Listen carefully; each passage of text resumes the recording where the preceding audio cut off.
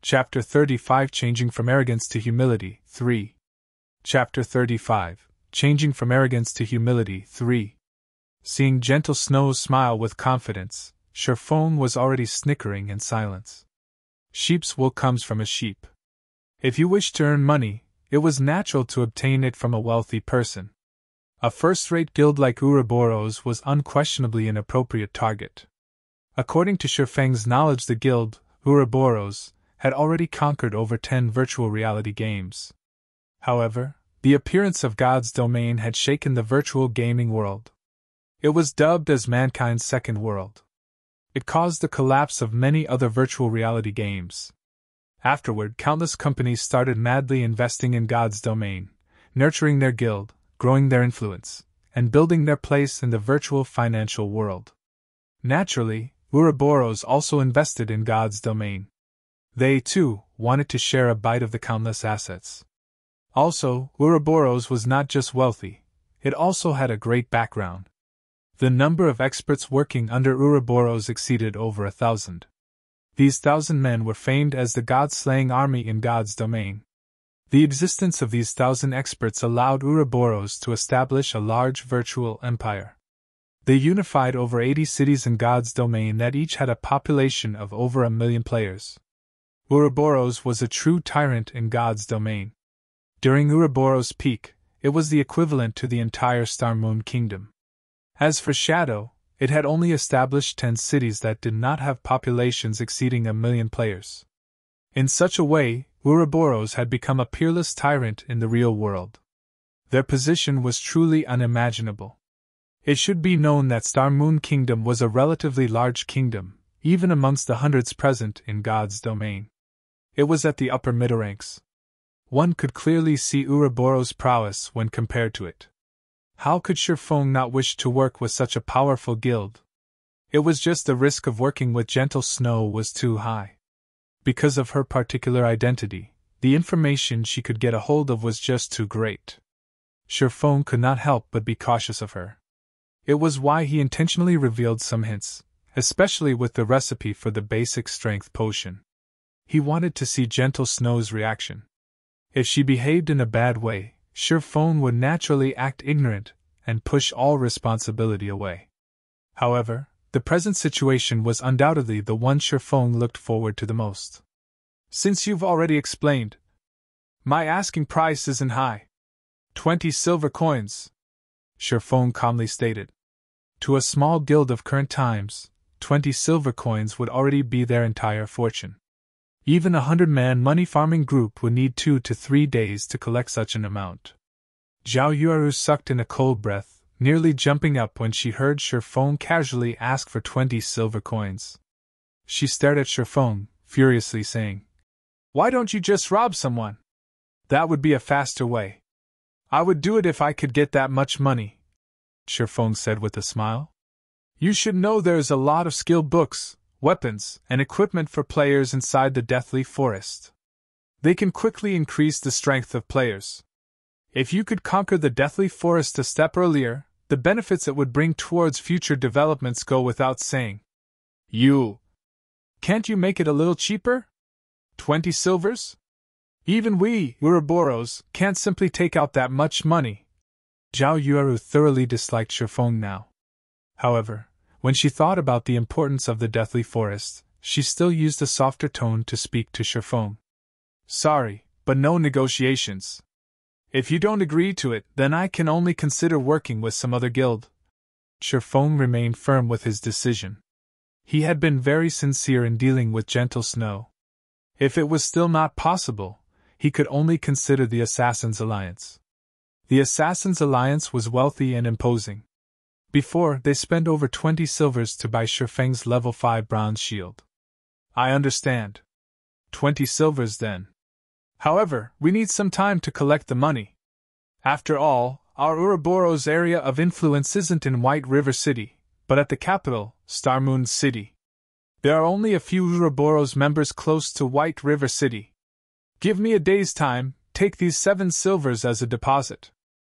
I will compensate you with 15 silvers a day later." Gentle Snow had never imagined Sherfeng's appetite would be so great. 20 silvers was still a lot to her. However, the importance of clearing the deathly forest was too great. They had to grasp it as soon as possible. At the same time, Gentle Snow knew that silver coins were precious during the early periods of the game. Hence, she had given a little more to Sherfong as interest. All right. Here is the map of the deathly forest, and also the things you need to pay attention to when fighting against the boss. Sherfong also knew what Gentle Snow had said was true. Wanting to gather 20 silver coins would not be easy. Ouroboros did not have as great of influence in White River City as the Assassin's Alliance did. Sherfong sent mail to Gentle Snow containing detailed introductions to the deathly forest. With Gentle Snow's abilities, they should be able to clear normal mode easily. Gentle Snow looked at the strategies she received for the deathly forest. Her heart slightly shook only after a slight glance. She never imagined the deathly forest would be so horrifying. Just the number of paths available already numbered 36. 33 of them were dead ends. There was even a Night Ranger who moved based on opportunity. There was also a detailed description of the boss and when it would cast its skills. She definitely got more than 20 silvers worth of information. If she sent others to explore the paths bit by bit, the cost would exceed 20 silvers. Suddenly, another change occurred to Gentle Snow's perception of Sherfong. She felt Sherfong was not as simple as he seemed to be. He was certainly an expert. Only an expert could have such a profound understanding of the dungeon. However, Gentle Snow had no recollection of an expert swordsman like Sherfong. In 3 days Ouroboros is planning to enter the first level 5, 20-man dungeon, the Dark Moon Graveyard. I wonder if you will be interested in joining? Gentle Snow's beautiful eyes looked towards Sherfong as she invited him to the teen dungeon. She already acknowledged Sherfong's strength. If Sherfong was with them, entering the team dungeon, they might have an easier time in it. From a side, Blackie looked at Sherfong with dumbstruck eyes. His admiration for Sherfong had already reached a level of worship. He never imagined Sherfong would be so awesome as to conquer the snow goddess in a few moves. The goddess even wished to invite him to raid a dungeon. How great of an honor was this! There were countless men who dreamt of raiding a dungeon with the snow goddess. However, Zhao Yueru became irritated after hearing Gentle Snow invite him. Sherfong was but a beta tester. At most, he had experienced God's domain a few more days than they did and had a deeper understanding of the deathly forest.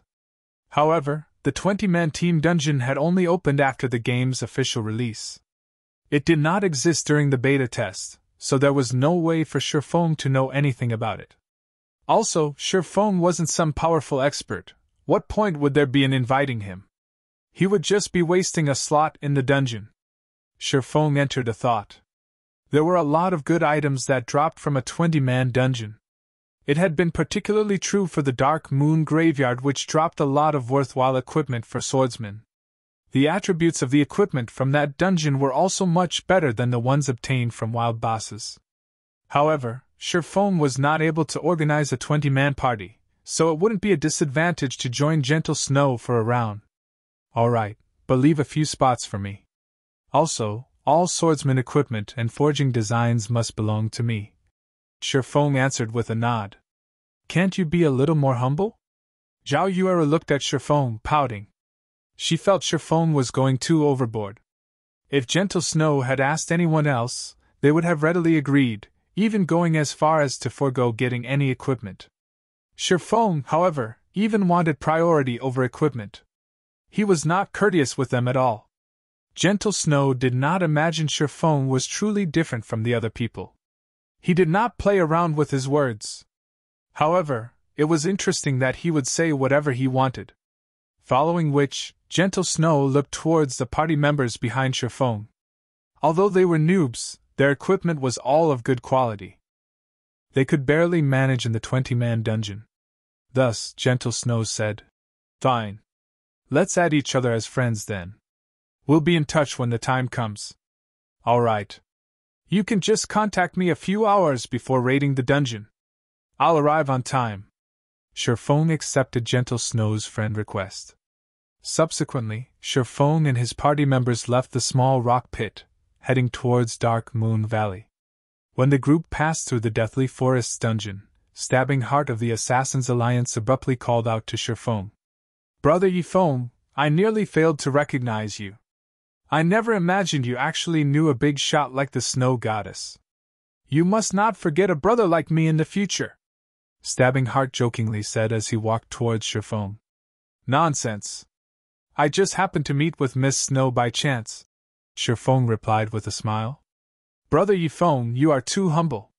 Based on your strength, you are absolutely worthy of becoming friends with the Snow Goddess. After all, both of you are experts of the same level." Stabbing Heart thought Cherfong was very humble.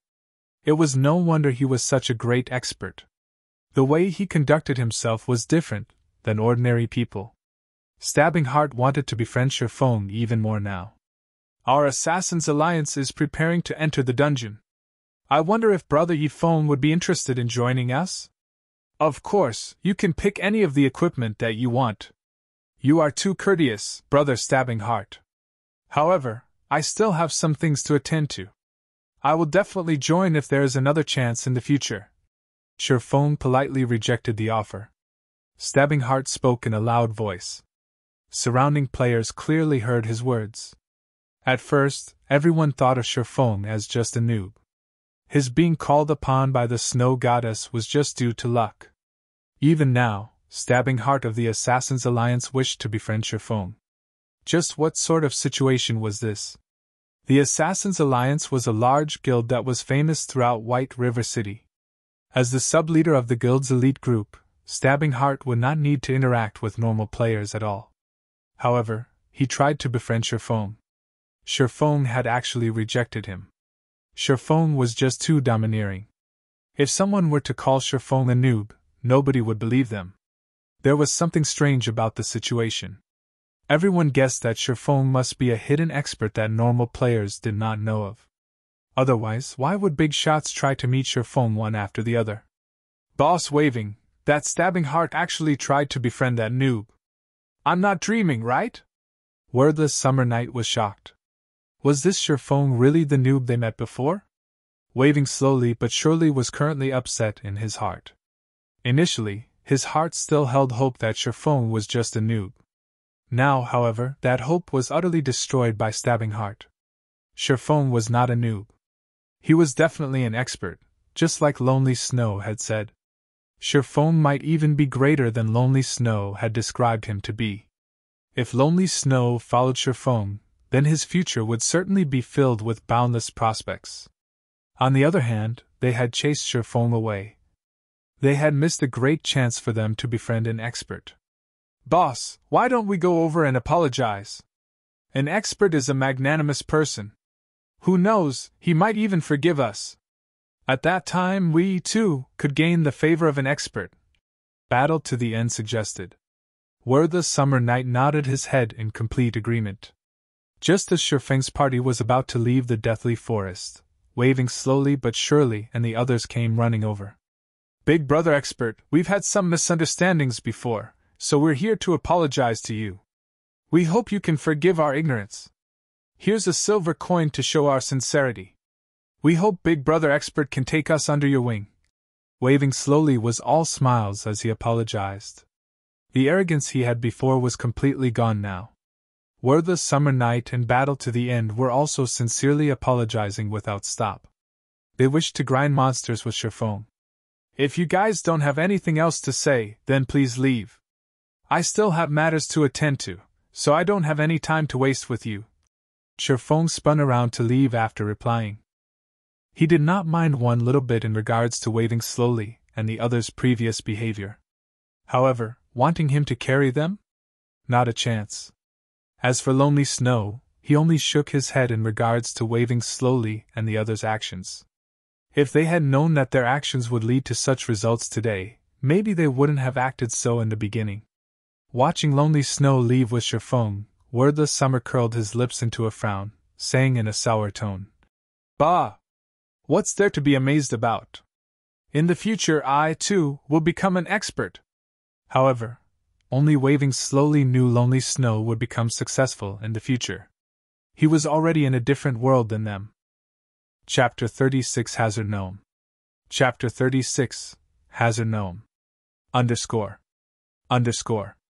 After leaving the deathly forest, Shifeng's party rushed towards Dark Moon Valley without rest. At the current stage of the game, many players had already risen to level 2. Aside from raiding the dungeon at the Deathly Forest, they would stay in Brook Hills to kill level 2 cheetah cubs. Only a few experts would go to the level 4 area, Dark Moon Valley, to level up. However, along with the increase in player levels, it wouldn't be long before Dark Moon Valley would become occupied. After spending over half an hour returning to Dark Moon Valley, the scene they met with was the same as what Shifeng expected. A few elite parties who were uninterested in the dungeon were currently killing level 4 kobolds that were wandering around the outer parts of the valley. These elite parties were quite skilled. They lured 2 or 3 monsters each time, with the shield warrior tanking in front and preventing the kobolds from closing in on their mage and healer. The healer was continuously healing from behind, barely maintaining the shield warrior's HP. Although it was taxing to grind in such a way, the gains from the fight were equally good. The 3 kobolds had dropped 2 coppers and some stone materials. In God's domain, only monsters level 3 and above would drop skill books and bronze equipment. Although the chance was only 10,000 to 1, it was still enough to cause players to go on wild goose chases. Currently, bronze equipment was very valuable, even more so were skill books. With these enticements here, there would be many experts who would come forth, even if there was some danger involved. After taking a few glances, Shifeng turned and left towards the inner parts of the Dark Moon Valley. The other party members who were new to the Dark Moon Valley were very nervous. It was especially true when they saw the level 4 monsters scattered throughout the entire area. Their breaths became slightly hurried. However, Blackie was extremely calm when he saw these level 4 kobolds. After all, he had previously killed hundreds of them. He did not seem panicked, unlike the other party members. He simply followed Shifeng, entering the deeper regions of the valley. As for the elite parties, they could not help but be shocked when they saw Shifeng's party enter deep into the valley. They had never imagined the newcomer party would have such courage. There were very few players currently present in Dark Moon Valley. It had yet to be completely developed, so there were a lot of kobolds in the middle of the valley. The deeper one headed towards the center, the greater the number of kobolds. There would even be groups that consisted of 10 or more kobolds. Grinding monsters there was just too dangerous. The lowest number of kobolds they had to face was at least 4 or 5. It was not worth risking an unwarranted death.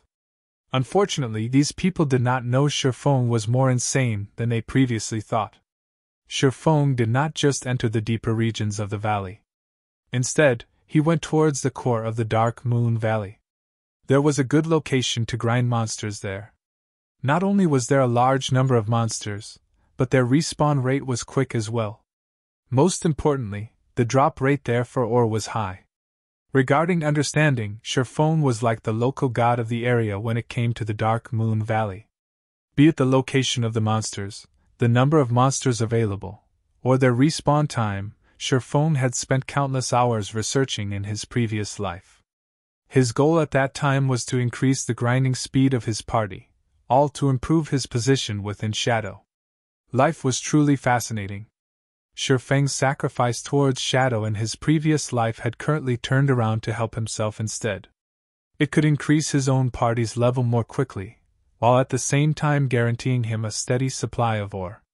Moving along the path of broken rocks, groups of 4 or 5 level 4 kobolds would occasionally appear. However, it was just a small matter with the equipment of Shifeng's party. Looking at the party's guardian knight Kola, be it with HP or defense, he could easily tank 4 kobolds at the same time. The healer, Drowsy Sloth, could maintain Kola's HP above 80% without wasting much effort. If Kola had let a monster pass, then Lonely Snow would go up and push it back. As for the others, they would fervently deal damage. A simple sword strike from Shifeng could already deal over 100 damage, whereas Blackie's dark arrows could each deal 88 damage. The fight could not get any easier than this. Within moments, the 5 kobolds were all dealt with. Compared to the elite party outside, Shifeng's party was stronger by several folds. Shifeng simply picked up the stone materials and ore that dropped, then continuing deeper into the dark moon valley. After spending over an hour moving forward, Shifeng's party had finally arrived in front of a mountain. The massive mountain was hundreds of meters in height. Kobolds no longer filled the area surrounding the mountain. Wandering gnomes had replaced them. These wandering gnomes each held a small shovel in their hands, using it to dig into the rock wall of the mountain. There were also quite a few gnome overseers that inspected the surrounding areas with a whip in hand. "Brother Foam, the monsters here are just too numerous. Are we really going to grind here?" Blackie's heart shook slightly when he took a look around. He discovered hundreds of wandering gnomes around the vast mountain. There was even a few level 5 gnome overseers. Compared to the groups of over 10 kobolds outside, this place was a literal battlefield. Kola also gulped down a mouthful of saliva, worriedly saying, "Party leader, I'm not trying to boast, but tanking 6 or 7 of them is my limit. I really can't manage this many monsters." It wasn't just Blackie or Kola. The others, as well, were apprehensive. Wandering gnomes occupied the entire mountain, and these gnomes were very close to each other. As long as they made a mistake while luring, then they would have to face off against hundreds of level 4 monsters. Such a large number of monsters was much scarier than the Lord rank felt. "I know you guys can't fend all of them off. However, whoever said about letting any of you tank hundreds of gnomes?" Shifeng rolled his eyes at his party members. He was extremely clear regarding the party's standards. Facing off against 10 gnomes at the same time was nearly their limit, so how could they deal with hundreds at the same time? Even a level 10 player would be finished when met with hundreds if level 4 monsters. However, wasn't there a good saying that stated, "If you can't outfight them, outrun them"? Shifeng's agility had reached 30 points. Including the bronze shoes he had, his movement speed had exceeded the wandering gnomes by at least 4 points. He could easily kite the gnomes and let Blackie use the AoE skill, Hell Flame. The efficiency of grinding in such a way was several times greater than that of killing individually. Following which, Shifeng told everyone about his plan. He needed Blackie to get the timing right, maximizing the effect of Hell Flame. As for the others, they were responsible for taking out the gnomes with low HP. When Shifeng had chosen his position, he grabbed a handful of stones and rushed towards the nearby gnome overseer.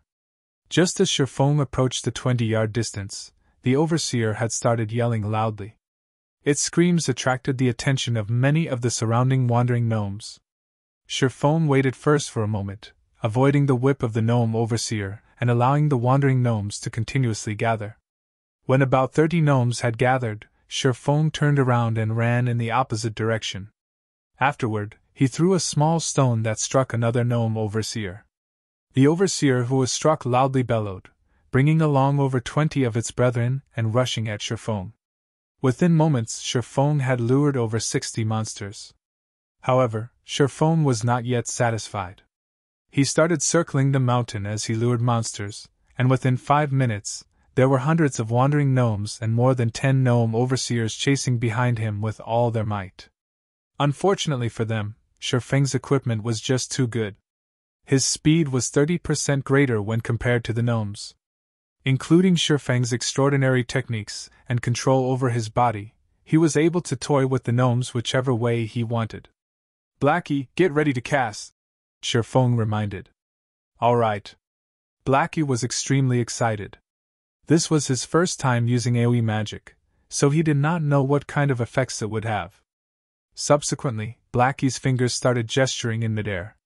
Brilliant magical seals started appearing, forming into a dazzling magic circle that gave off a peerless aura. As Blackie spat out the last syllable, the land shook. Jade-green flames rushed to the sky, devouring the entire gnome army. A field of damages over 100 had appeared. Within 5 seconds, every gnome chasing after Shifeng received over 200 damage, their remaining HP less than half. However, the target of these gnomes had also changed. They no longer went after Shifeng, but Blackie instead. Shifeng abruptly stopped. He pulled out the abyssal blade and rushed forward.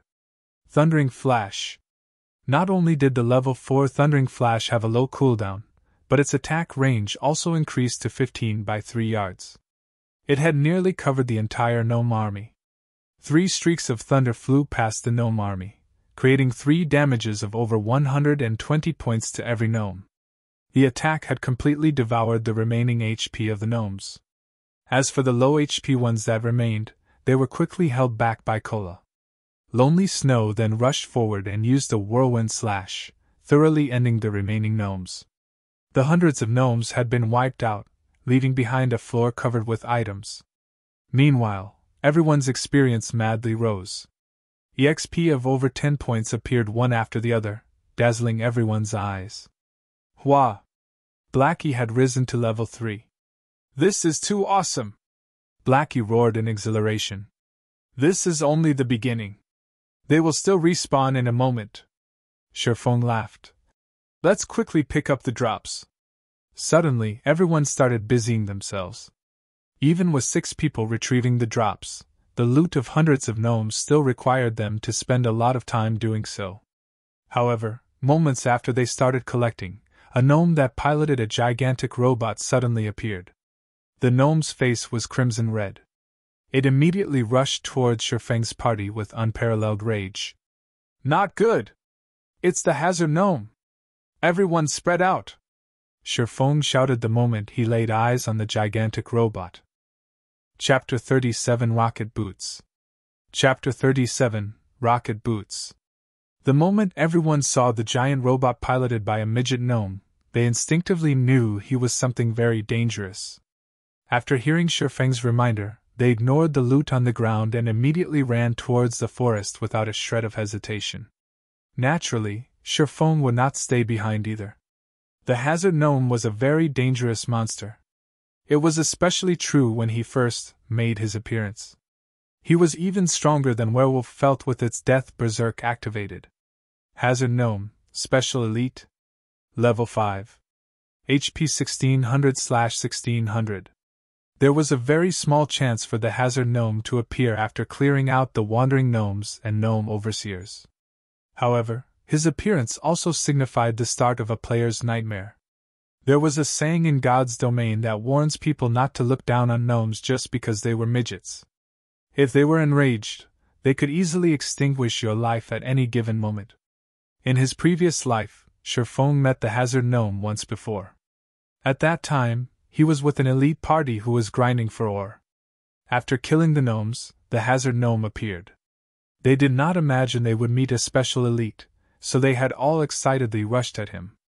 However, the situation ended up in a tragedy for the 20-man party. The Hazard Gnome's 1600 HP must not be taken lightly. His defense was an abnormality, capable of reducing 80% of the damage he received. A level 4 berserker using an axe could only take 2 HP from the gnome. On the other hand, the Hazard Gnome's attacks were even more powerful. Everyone would get a free trip back to the city after he fired a burst of bullets. Although Sherfeng's party had tried their best to run away, the Hazard Gnome's hatred for their evil deeds was clearly implacable. The rockets on the robot's back suddenly ignited. The steel machine that was over 3 meters tall rushed at high speed towards Sherfeng's party. While being chased, Blackie attacked with his dark arrow as he ran. Although the arrow had struck the Hazard Gnome, it had only caused a meager -4 damage. Blackie's eyes widened when he saw the damage. He said in a dumbstruck manner, "Disgusting! If the robot wasn't protecting this gnome, I could one-shot him any time. Don't mind it for now and focus on running. Pay attention to dodging the bullets. As long as we are 1,200 yards away from the mountain, the Hazard Gnome will return." Sherfeng never thought, just after a lecture from him, Blackie's skill would improve to the degree of being able to hit his target while moving. However, fighting head-on with the Hazard Gnome would be very foolish. Blackie understood Sherfeng's intentions. He turned around and started chanting Evil Whip, binding the pursuing Hazard Gnome with 5 thorns and greatly reducing the gnome's speed. With this, everyone managed to gain quite a distance from the gnome. When the Hazard Gnome broke free from the 5 thorns, high damages of -23, -24, -23, -23, -24 suddenly appeared on his head. His HP had turned to 1479 within an instant. The damage caused by the evil whip was just ridiculous. Blackie was shocked. Before, his level 3 dark arrow had only dealt -4 damage. On the other hand, the evil whip had caused over 100 damage total. The difference between them was just too great. Did the Hazard Gnome have that kind of fetish? Sherfone saw hope when the Hazard Gnome's HP suddenly fell by a portion. The Hazard Gnome did not have any immunity towards plant-based attacks. Sherfone immediately commanded, "Everybody stop running. Cola, get the Hazard Gnome's hatred and let his back face toward the group. The others attack and mind your positions. As long as the Hazard Gnome lifts up his gun, immediately dodge the muzzle. Blackie, attack immediately after Evil Whip's CD finishes. We have a chance to get rid of him." Whether they would live or die before they ran out of the 1,200-yard mark was an uncertainty. So why not fight it out? Who knows, they might even be able to get rid of this Hazard Gnome. In Shifeng's previous life, there were no players who killed the Hazard Gnome before. If they were to kill him now, something good might drop. Currently, the Hazard Gnome's hatred was targeted towards Blackie. However, Lonely Snow was a step ahead of the gnome, using charge on him. He used a whirlwind slash on the gnome, causing 3 points of damage. Although the damage was low, the momentary fainted state it caused gave Cola a chance to use Divine Strike, followed by Punishment. The two attacks caused -3, -2 damage, and the additional hatred they attracted had the Hazard Gnome locked onto Cola. The Hazard Gnome extended the electric saw on the robot's right arm, violently slashing at Cola. Cola blocked the attack with his shield. His body retreated 3 steps backward and a damage of -147 appearing above his head. Cola was shocked. When the next attack from the electric saw came, he hurriedly dodged and rolled to the side, avoiding the attack completely. Drowsy Sloth immediately healed Cola twice, returning close to 100 HP to Cola. Such fierce damage! Lonely Snow was shocked as well. He no longer dared to stay, turning around and running more than 10 yards away from the gnome. He would definitely die, even if he were only struck once by the electric saw. On the other hand, Sherfone was not afraid of him. He immediately arrived at the Hazard Gnome's back, using out a series of skills, Thundering Flash, Double Chop, and Chop. The occasional critical hit would also cause -16 damage. Compared to the others, Sherfeng's damage was already very high. However, the Hazard Gnome only gave a look of contempt towards Sherfeng's attacks. He continued using his electric saw to attack Cola. A series of fierce attacks had forced Cola to constantly retreat backward. His HP was continuously falling as well. Behind, Drowsy Sloth's healing could not keep up with the damage Cola was receiving. He could only watch as Cola inched closer to death. At the most crucial moment, Sherfone used Abyssal Bind. 9 pitch-black chains bound the Hazard Gnome, giving Cola a breather. Within the 3 seconds, the Hazard Gnome had only lost 7% of his HP after being barraged by everyone's attacks. The total damage the party dealt was not even the equivalent of a single evil whip from Blackie. When the 3 seconds had ended, the Hazard Gnome regained his freedom. The greenskin gnome revealed a mocking smile on his face, his tiny hands moving around and manipulating buttons. The robot's arm holding the electric saw made a roundabout slash, creating a beautiful arc. Sherfeng's entire person was sent flying. He smashed into a tree and lost 286 HP. Cola rushed up in a hurry, his HP having recovered by more than half. He used Divine Strike and Punishment once again, trying to pull back the Hazard Gnome's hatred. However, the Hazard Gnome had actually ignored Cola. Instead, he lifted the gun in his left hand, aimed it, and fired a burst of bullets at Sherfone. A barrage of densely packed bullets flew towards Sherfone. However, Sherfone had yet to land after being sent flying, so it was impossible to dodge the bullets. Phantom Kill! Sherfeng's doppelganger instantly appeared before him. The doppelganger waved his blade, continuously blocking the bullets. Meanwhile, Sherfone had already activated Gravity Liberation. He jumped up to a treetop, avoiding the attack range of the Hazard Gnome. However, his doppelganger had already been killed. After finishing a cartridge of bullets, the hazard gnome started changing magazines. Afterward, he continued to rush at Sherfong. Everyone else could only continue attacking, shaving away the hazard gnome's HP bit by bit. However, Sherfong was not easy to hit after he activated gravity liberation. Sherfong also used the trees for protection. He was barely dodging the flying bullets as he continued kiting the gnome. As for Blackie, he would immediately use Evil Whip as soon as it was ready. The hazard gnome's HP continuously fell, 64%, 50%, 30%, 20%, 10%. When only 10% of the hazard gnome's HP remained, the gnome suddenly jumped out of the metallic machine. He wore a pair of rocket boots and started to escape. It can't be! Monsters can actually escape? Blackie watched as the hazard gnome ran, with extreme speed, to a location without people. The others were also shocked. They never imagined the gnome would have such a high intelligence. He ran the moment he knew he could not win the fight. We can't let him escape. We will have fought for nothing otherwise. Cola immediately chased after the gnome. He had been bullied by the hazard gnome just a moment ago, so his heart was currently filled with anger. How could he let the hazard gnome escape after having taken advantage of them? You want to escape? Not a chance. Sherfong chased after him with Wind Blade. However, the hazard gnome was unperturbed. He sent Sherfong a mocking expression before pressing a button on his waist. The rocket boots spewed out large amounts of flames, ready to fly away. Chapter 38 Twin Snake Ring. Chapter 38 Twin Snake Ring. The hazard gnome's shameless rocket boots shocked everyone. They had never seen a monster that was so good at escaping before. Its human-like expressions and actions were completely different from NPCs. The hazard gnome was like a person pretending to be an NPC. 2 streaks of crimson flame flared, slowly lifting the hazard gnome into the air. Unwillingness filled everyone's hearts. However, they could no longer stop it, but only watched the hazard gnome flee with their own eyes. The mages in the party were over 40 yards away from the hazard gnome. Lonely Snow as well was over 30 yards apart from it. It was not within the range of charge.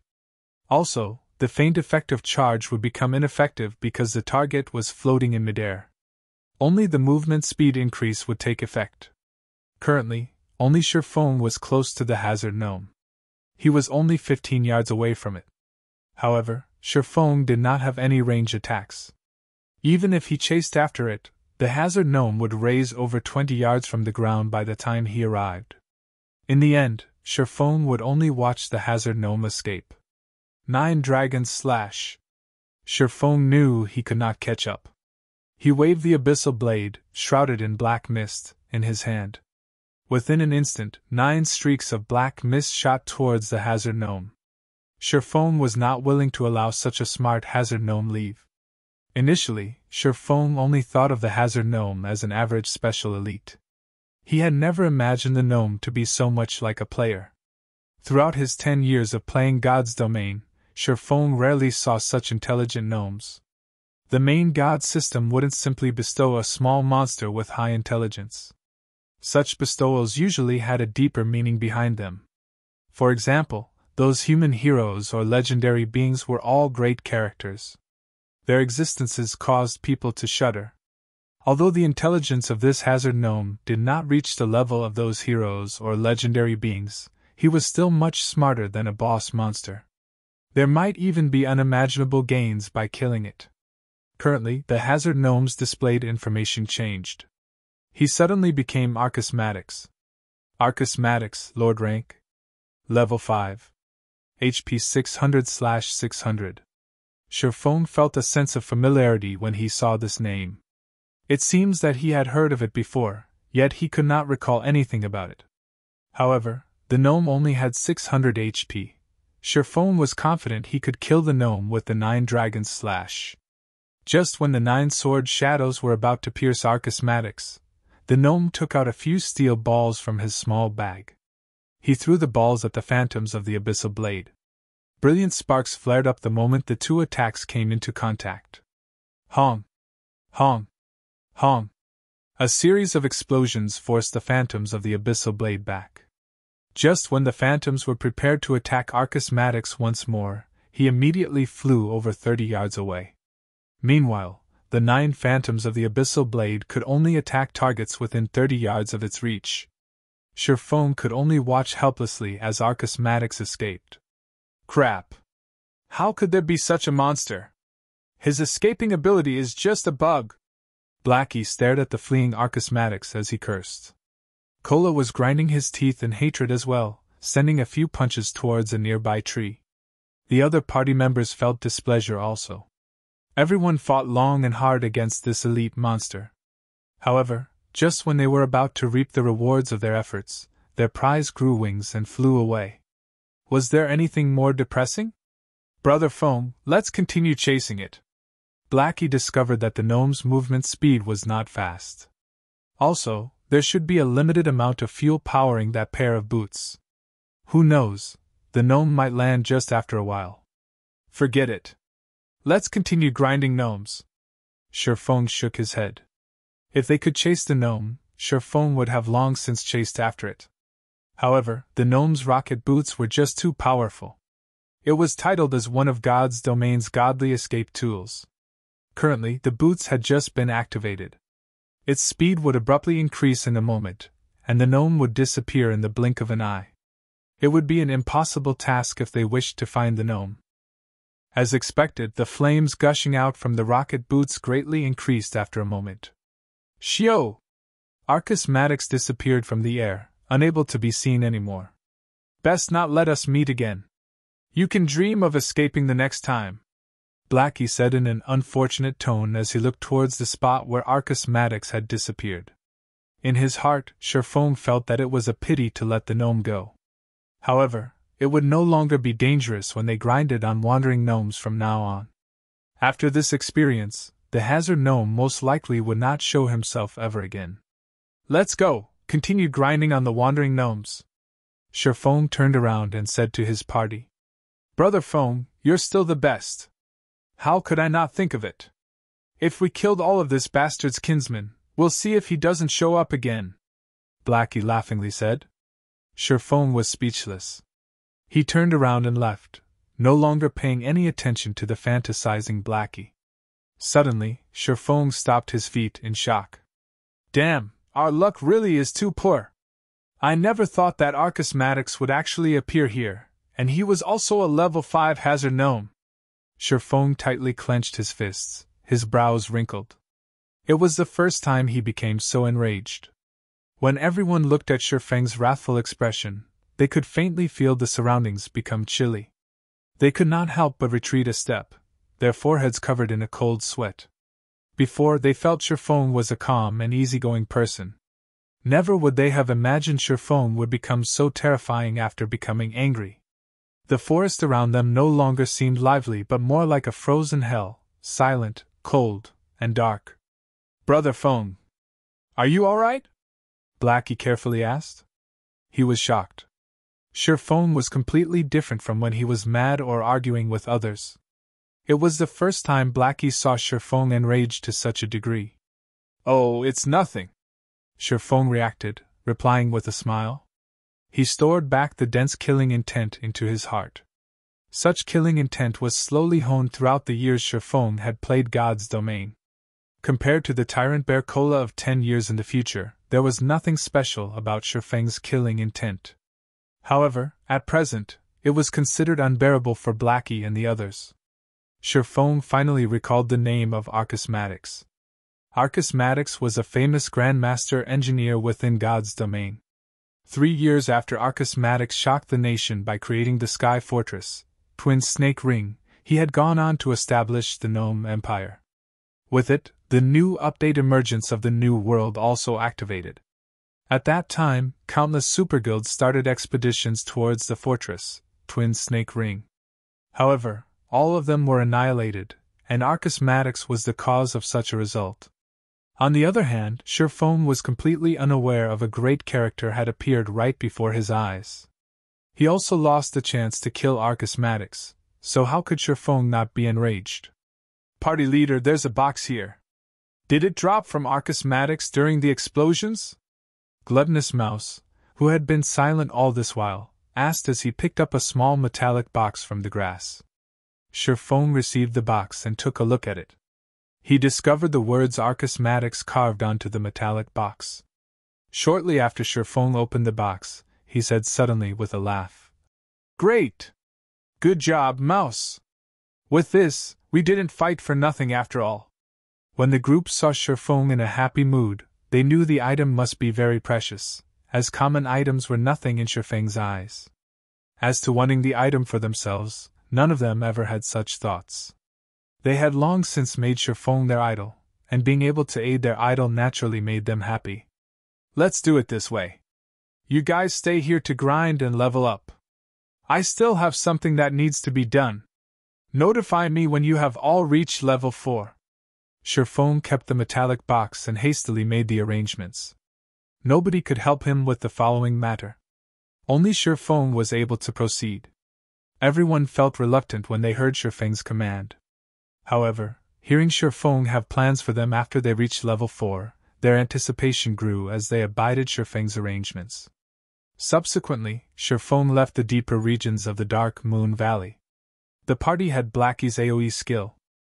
Killing 7 or 8 gnomes at a time was no problem at all, and their leveling speed was at least 2 or 3 times faster than the other parties. On the other hand, what Sherfone needed to do was to utilize this metallic box, and to forward the first step of his plans in God's domain. Chapter 39 Philosopher's Stone. Chapter 39 Philosopher's Stone. After leaving the Dark Moon Valley, Sherfone rushed towards Scarlet Lake. He had also activated gravity liberation to save more time. The players on their way to the Dark Moon Valley saw Sherfone speeding past them like a gale of wind. His speed was shockingly fast, and his figure was just a blur. "Who is that person? Which assassin is he? His speed is so fast. No, look at his waist. That's a sword hanging there, not a dagger. He should be a swordsman. Crap. Are the current swordsmen that OP? The widely spread rumor on the forums stated that a mysterious swordsman killed the mayor of Red Leaf Town. There was also a powerful swordsman at the Deathly Forest that received an invitation from the Snow Goddess.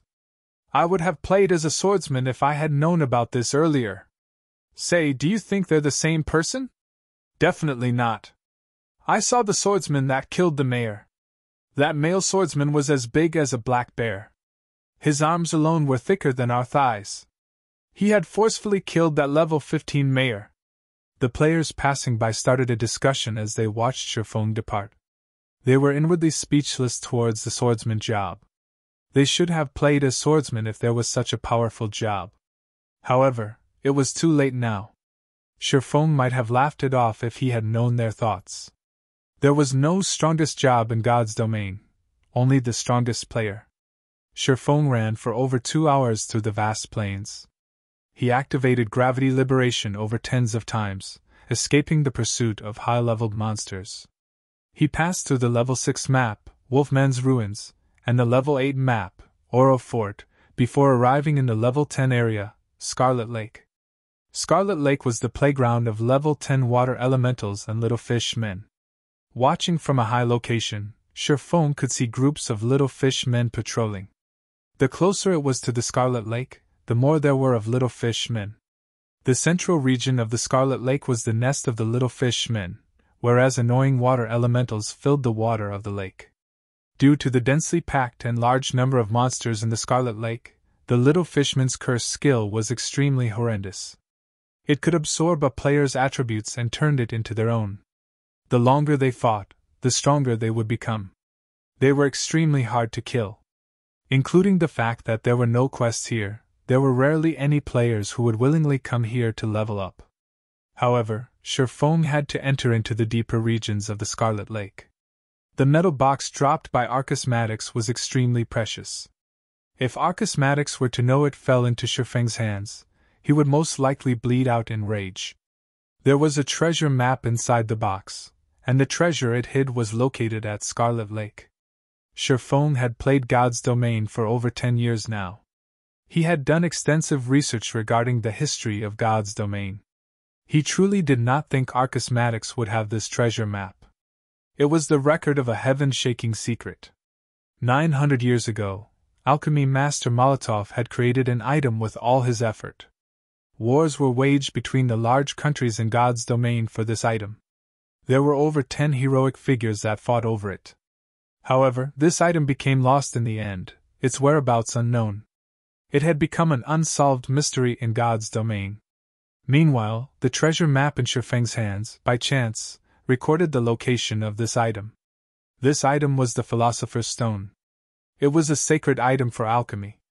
If alchemists could obtain the Philosopher's Stone, then they would have the ability to transform stone into gold, amassing immense wealth. They would even be able to revive the dead, breaking the alchemy law of equivalent exchange. Who would have thought such a sacred item would be placed in such an unremarkable location as Scarlet Lake? However, the Scarlet Lake was still a dangerous place for Shifeng. After all was said, there was still a gap of 8 levels between Shifeng and the monsters here. With the suppression due to levels, Shifeng was not an opponent for the level 10 monsters, not to mention the attribute-stealing little fish men. However, Shifeng could not help but take the risk. The earlier he obtained the Philosopher's Stone, the earlier his heart could be at ease. If he waited until he was level 7 or 8, someone else might claim the item. He wouldn't even be able to feel regret when that time came. Shifeng took out the metal box from his bag, carefully taking out the treasure map within it. He started researching it in detail. The marking on the treasure map was very clear. The treasure was located directly below the little fishman's nest. However, how would Shifeng be able to circle around all these little fish men? The problem with the water elementals also needed to be solved. Although water elementals had low HP, they had a 60% immunity to physical attacks. They also had a movement speed reduction skill, so they were a headache for melee players. After observing for half an hour, Shifeng discovered that the little fish men were not always on patrol. They would eventually take a break. Also, these little fish men were only active by the lake's shores. They hardly ever entered the water, because once they entered it, their movement speed would sharply reduce by 60%. Shifeng could use this short rest period to rush into the lake, and once he was in it, the little fish men would not be able to chase after him. As for the water elementals under the water, Shifeng could use the doppelganger a phantom killed to lure them away. Then, he could swim to the cavern below the little fishman's nest. If Shifeng did not operate through his plan properly, he would definitely die. If he died, his losses would not be minor. It was not the experience loss that was a problem, however. With his advantage as a reincarnated person, Shifeng could quickly recuperate the experience he lost. Only, he would be sent back to the town after dying once, and the time he would waste by returning here was just too much. 10 more seconds. Shifeng watched the patrolling little fish men, his heart estimating the time for him to sprint out. Time passed second after second. A group of patrolling fish men watched their surroundings. After discovering nothing out of the ordinary, they entered a small wooden hut by the lake to rest, emptying the land by the lake. With all his might, Shifeng dashed towards the shore. When Shifeng was about 30 yards away from the lake, another group of patrolling fish men discovered Shifeng. They immediately sounded out an alarm, their hands wielding short swords as they rushed toward Shifeng. When faced with 4 level 10 little fishmen, as powerful as Shifeng was, he was not their match. Shifeng's only hope was to jump into the water. However, the little fish men were very quick, taking only a short moment to catch up to Shifeng. They waved their short swords, slashing them at Shifeng's back. Shifeng knew he could not outrun the fishmen. He turned around and used Abyssal Bind on one of them, then continued by using Parry to block another one of his attackers. As a result, Shifeng stopped the other little fish men from moving forward. Using the power behind the fishman's attack, Shifeng managed to pull away a distance of over 3 yards. He activated gravity liberation and then jumped onto the lake. However, the other little fish men were quick to catch up, jumping into the lake after Shifeng as well. Plop! 4 little fish men fell into the water. Shifeng, however, was madly running above the lake's surface. Walking on water was a skill that could only be activated after agility reached 80 points. However, Shifeng had the ring of gravity. As a result, his body had reached a state of near weightlessness after activating gravity liberation. Including his agility that was over 30 points, he, too, could move on the water's surface. His speed would not be reduced by the water. In a few moments, Shifeng had shaken off the unyielding little fishmen. He ran to a location not far from the little fishman's nest, diving into the water. Just after entering the water, Shifeng discovered a cavern that was surrounded by a lot of water elementals. The water elementals were encircling around the cavern as if they were protecting something. Water Elemental, Common Monster. Level 10. HP 750/750. Shifeng used Phantom Kill. His doppelganger swam over, luring the water elementals. Just as Shifeng planned, a group of water elementals had discovered the doppelganger. One after another, they chased after the doppelganger. Meanwhile, the doppelganger swam upwards.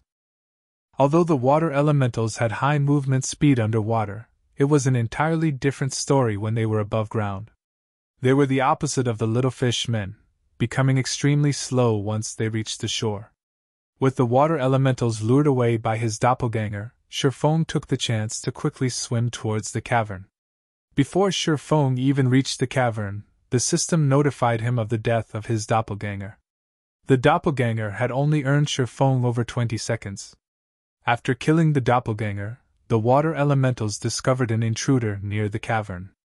They all hurriedly swam back to the cavern entrance. After discovering Shifeng, the speed of these water elementals increased by a fold as they sped towards Shifeng. Chapter 40 Sun Temple. Chapter 40 Sun Temple. Above the scarlet-colored lake, the speeding water elementals created waves of water that struck at the little fishman's nest. Waves that were as tall as a person enveloped the entire nest, destroying many of the small wooden huts on it. The hundreds of little fishmen inside the nest entered a frenzy. They screamed and bellowed, each of them holding weapons as they jumped into the water and swam towards the cavern below the nest. Dual-layered protection? Shifeng took a look behind him, shocked. As if hundreds of water elementals were not enough, now there were also hundreds of little fishmen following behind. With this amount, even 2 or 3 elite groups of players would not amount to anything. Shifeng had no choice but to increase his speed and rush into the cave. There was still a thread of hope for survival. However, Shifeng's speed underwater was very slow. It was incomparable to the druids who had their seal transformation, where their movement speed was increased by 50% when moving underwater. Instead, Shifeng's movement speed was reduced by 50%. Soon, Shifeng was just 50 yards away from the cavern's entrance. However, the enraged water elementals approached Shifeng as if they were flying, their distance between Shifeng shortening quickly. 42 yards. 28 yards. 20 yards. 10 yards. Just when Shifeng was only 5 yards away from the cavern entrance, the water elementals had caught up with Shifeng. They waved their gigantic icy fists towards Shifeng's head. The attacks from water elementals carried a freezing effect that reduced movement speed. As long as they hit Shifeng, the water elementals would cling to him till death. Shifeng hurriedly spun around and used parry, blocking the fist of the first water elemental. Using the water elemental's immense strength, Shifeng's body retreated backward by quite a distance. However, the remaining water elementals also rushed at him. It seems I'll be going back to town. Shifeng looked at the hundreds of water elementals in front of him, feeling powerless.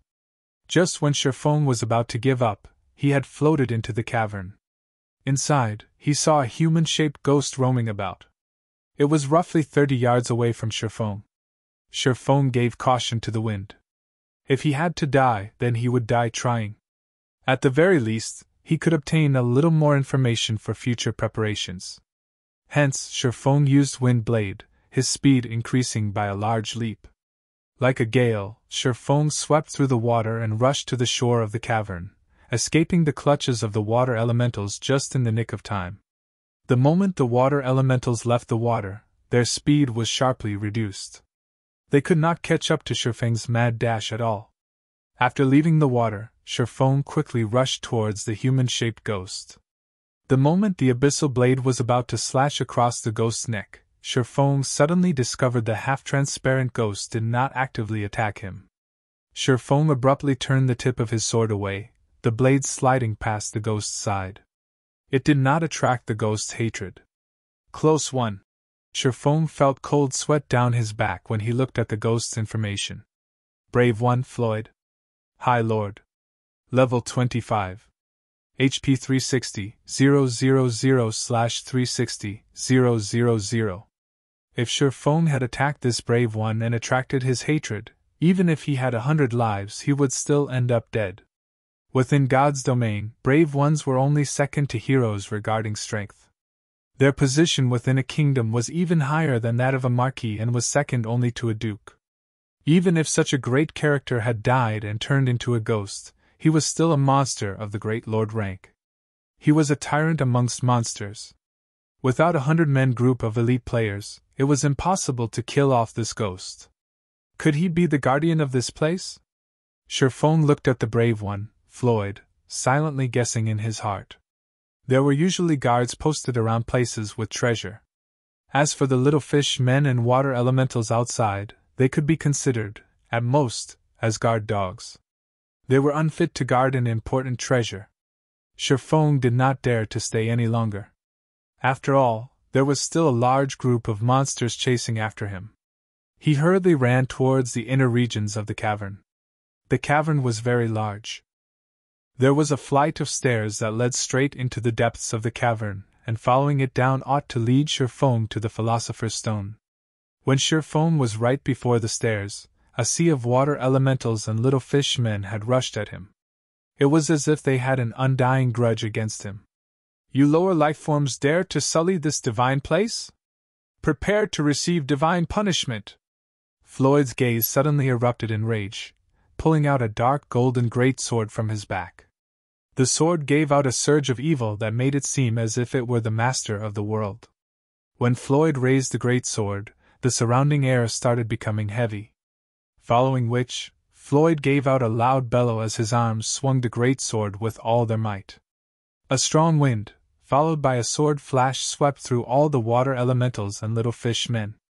Each and every one of the monsters turned into ash, and the cavern's entrance instantly transformed into a pile of rubble. Strong! Sherfone exclaimed in shock. He had sorely underestimated the strength of a brave one. Floyd's single sword could easily wipe out a 100-men group of level 30 elite players. A 300-men group might be needed to even have a fighting chance. It was unexpected that the water elementals and little fish men did not even have the right to become guard dogs. They were all annihilated in an instant. Sherfone wiped away the cold sweat on his forehead. Luckily, he was a human and not a lower life form. Otherwise, his outcome would be similar to those water elementals and little fish men. This place is truly vicious. I guess I can only go downward now. Sherfone looked at the collapsed entrance. Not even an earthworm could find a way through the debris. The stairs that led down were spiral-shaped. The rocky walls surrounding it were also enchanted with a kind of light-based magic, brightening the entire stairwell. However, this stairwell was extremely long. Fortunately, there were no dangers here. After walking for an entire half an hour, Sherfone finally arrived at the end of the stairwell, at the beginning of a wide and spacious hall. The hall was about the size of an entire football field, and it looked similar to a shrine of sorts. Made out of gold and jade, the two sides of the hall were carved with an abundance of illustrations and texts. There was also an altar at the deepest part of the shrine. Above the altar was a treasure chest made of pure gold. On each side of the treasure chest, there were two statues made of gold, both of them holding a great sword in their hands. System: player has discovered the Sun Temple. Sun Temple? It was the first time Sherfone had heard this name. In his previous life, there was no information on the Sun Temple. It might have been because no player had activated it before, so there was no information about it on the official website. However, looking at the situation, it should be very dangerous. However, Sherfone couldn't care less about it as he walked towards the golden altar. His target was the Philosopher's Stone, and the golden chest before his eyes should be holding the item. The moment Shifeng stepped onto the altar, he clearly felt a chill permeating his body. The chilliness came from the two gigantic golden statues. Shifeng did not know what sort of consequences there would be if he continued onwards to retrieve the Philosopher's Stone. However, he no longer had any choice. The cavern's entrance had already been sealed off, so he could only decide after grabbing the Philosopher's Stone. Shifeng slowly opened the golden treasure chest. Golden rays of light leaked out from the chest, illuminating the entire temple. Subsequently, the golden rays started to fade, revealing 3 items inside the chest. Shifeng pocketed the items with zero hesitation. Crap, how could the Philosopher's Stone end up in such a state? Shifeng looked at the thumb-sized blood-red stone, feeling extremely disappointed. Philosopher's Stone damaged. Epic rank special item, dropped after death. A sacred item for alchemy, the Philosopher's Stone can be used to turn stone into gold, revive the dead, and has many more unfathomable uses. However, the Philosopher's Stone was damaged and broken into 5 pieces by the Sword Emperor, Knight. Nevertheless, the Philosopher's Stone possesses immense strength. As long as the 5 pieces are gathered, it will be able to recover all of its strength. Active effect: due to being damaged, the Philosopher's Stone possesses less than 1/10 of its original strength. It is only possible to use it for alchemy conversion and elemental refinement. Although the effects were greatly reduced, Shifeng was still satisfied with it. These 2 abilities would enable Shifeng to accomplish a lot. As for the remaining 2 items, one of them was the Golden Great Sword, a level 10 fine gold weapon. The other item was an instantaneous movement magic scroll. A great treasure indeed. Shifeng looked at the Golden Great Sword in his hands with extreme excitement. Aside from magic weapons, it was the best item a level 10 player could have. If a level 10 player were to equip this great sword, they could definitely become invincible amongst players of the same level. At this moment the 2 statues by the side shook. Their eyes released a red glow, locking their sights on Shifeng. Shifeng used the instantaneous movement magic scroll without hesitation. Golden-colored magical seals suddenly wrapped around Shifeng. The spell on the magic scroll had a cast time of 3 seconds, and it was capable of sending the player to a selected location. This magic scroll was extremely precious. Although there were only a few copies of it in the entire God's domain, dying in this place was a much greater loss to Shifeng. Just as Shifeng was about to be slashed by the golden statues, he vanished from the temple. Chapter 41 Commotion in Town. Chapter 41 Commotion in Town.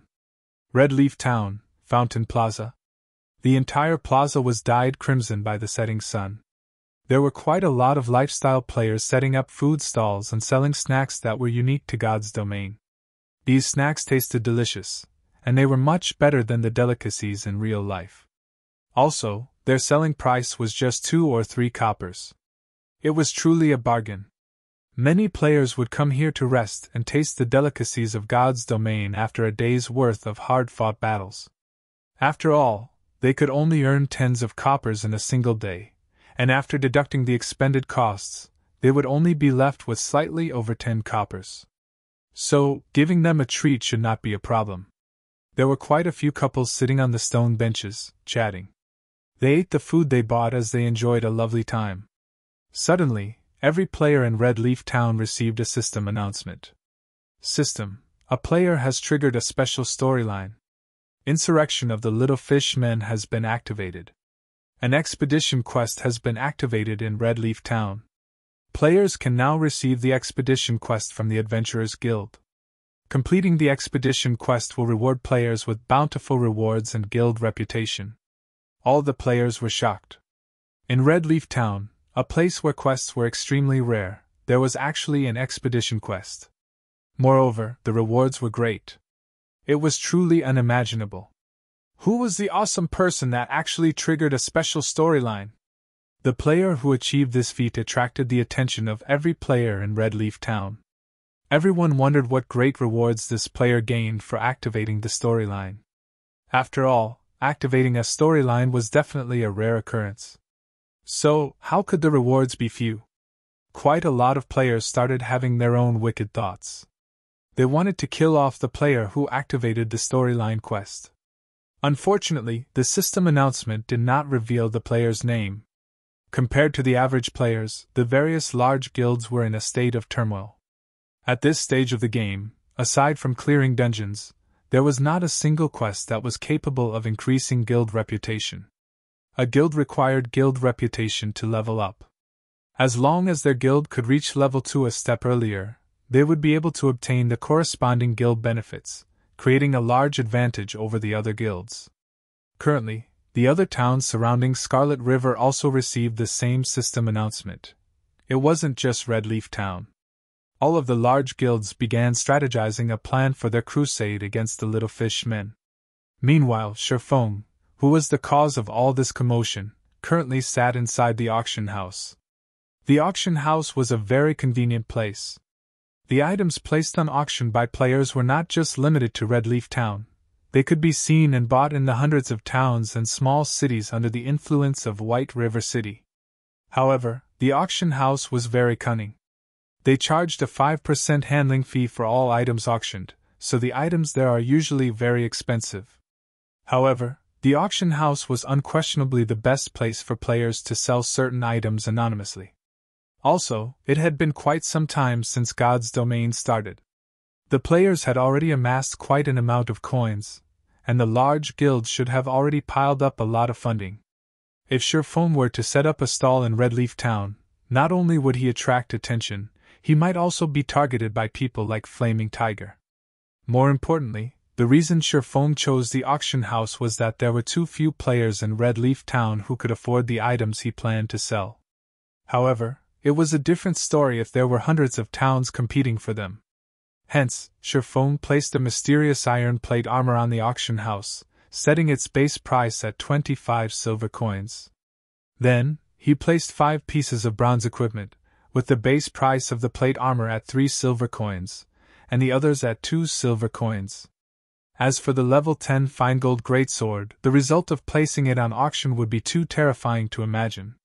This weapon was worth at least 2 gold coins, which was the equivalent of 200 silver coins.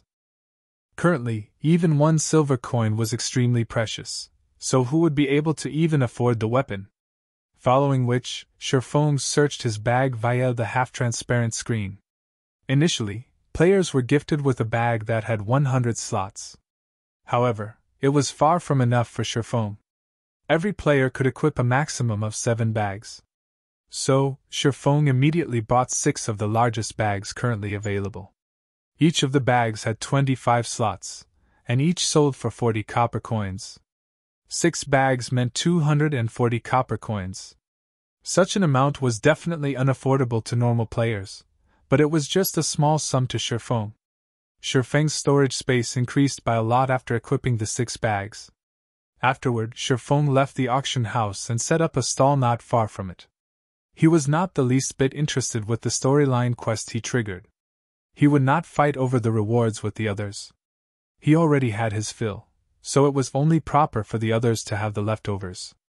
Buying magic essences and stones in bulk. A stack 2 of magic essences for 6 coppers, a stack of stones for 10 coppers. Sherfong loudly shouted.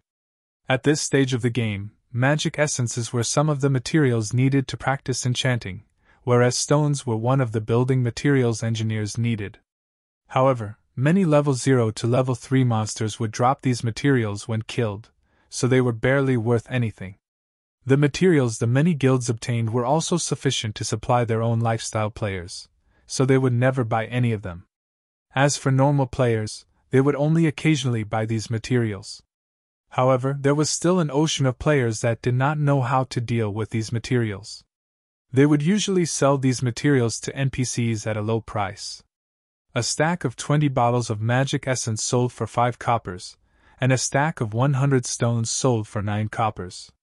Sherfong bought them at a price of 1 copper coin higher, so there were quite a lot of players who were willing to sell their materials to him. An extra copper per stack would still be quite a significant income. Magic essence was one of the required materials to make the Garrison armor. Besides that, large amounts of copper ore and bronze ore were also needed. These ores were scarcely available, and all the large guilds bought them in bulk. Unfortunately, it was very difficult to get a hold of them. Sherfong also originally planned to grind for ore. However, now that he had the Philosopher's Stone, ore was no longer a problem. The Philosopher's Stone could carry out elemental refinement. That meant it could refine stone. There was a great chance to obtain ore, even rare ore. There was absolutely no need for Sherfong to personally grind for them. He could just buy them at an extremely low price. Because of this, tens of thousands of players had effectively become Sherfong's laborers. Very quickly, a large crowd of players had gathered in front of Sherfong. "Big brother, I have 6 stacks of magic essence here. Will you take them? I have 3 stacks of stone. Do you want them?" Many players started asking Sherfong, worried that his bag would fill. After all, they just had too many magic essences and stones. There were no players who were willing to buy these materials. However, it was also a shame to just sell them to the NPCs, so the materials just stayed inside their bags. "I'll take all of them. Just trade them over," Sherfong said. Before this, Sherfong amassed quite a bit of wealth. Including his transaction with Gentle Snow, he was in possession of quite a lot of coins. Sherfong could definitely buy large amounts of magic essences and stones. A player was selling 3 stacks of magic essences here. A player was selling 5 stacks of stones there. Within moments, Sherfong had acquired 60 stacks of magic essences and 85 stacks of stones. The money that remained in his pockets was less than 10 coppers now. "Sorry, but I'm full." Sherfong packed up his stall after explaining. Suddenly, the many remaining players who came to sell off their magic essences and stones had faces filled with disappointment. "Big brother, will you still buy them in the future?"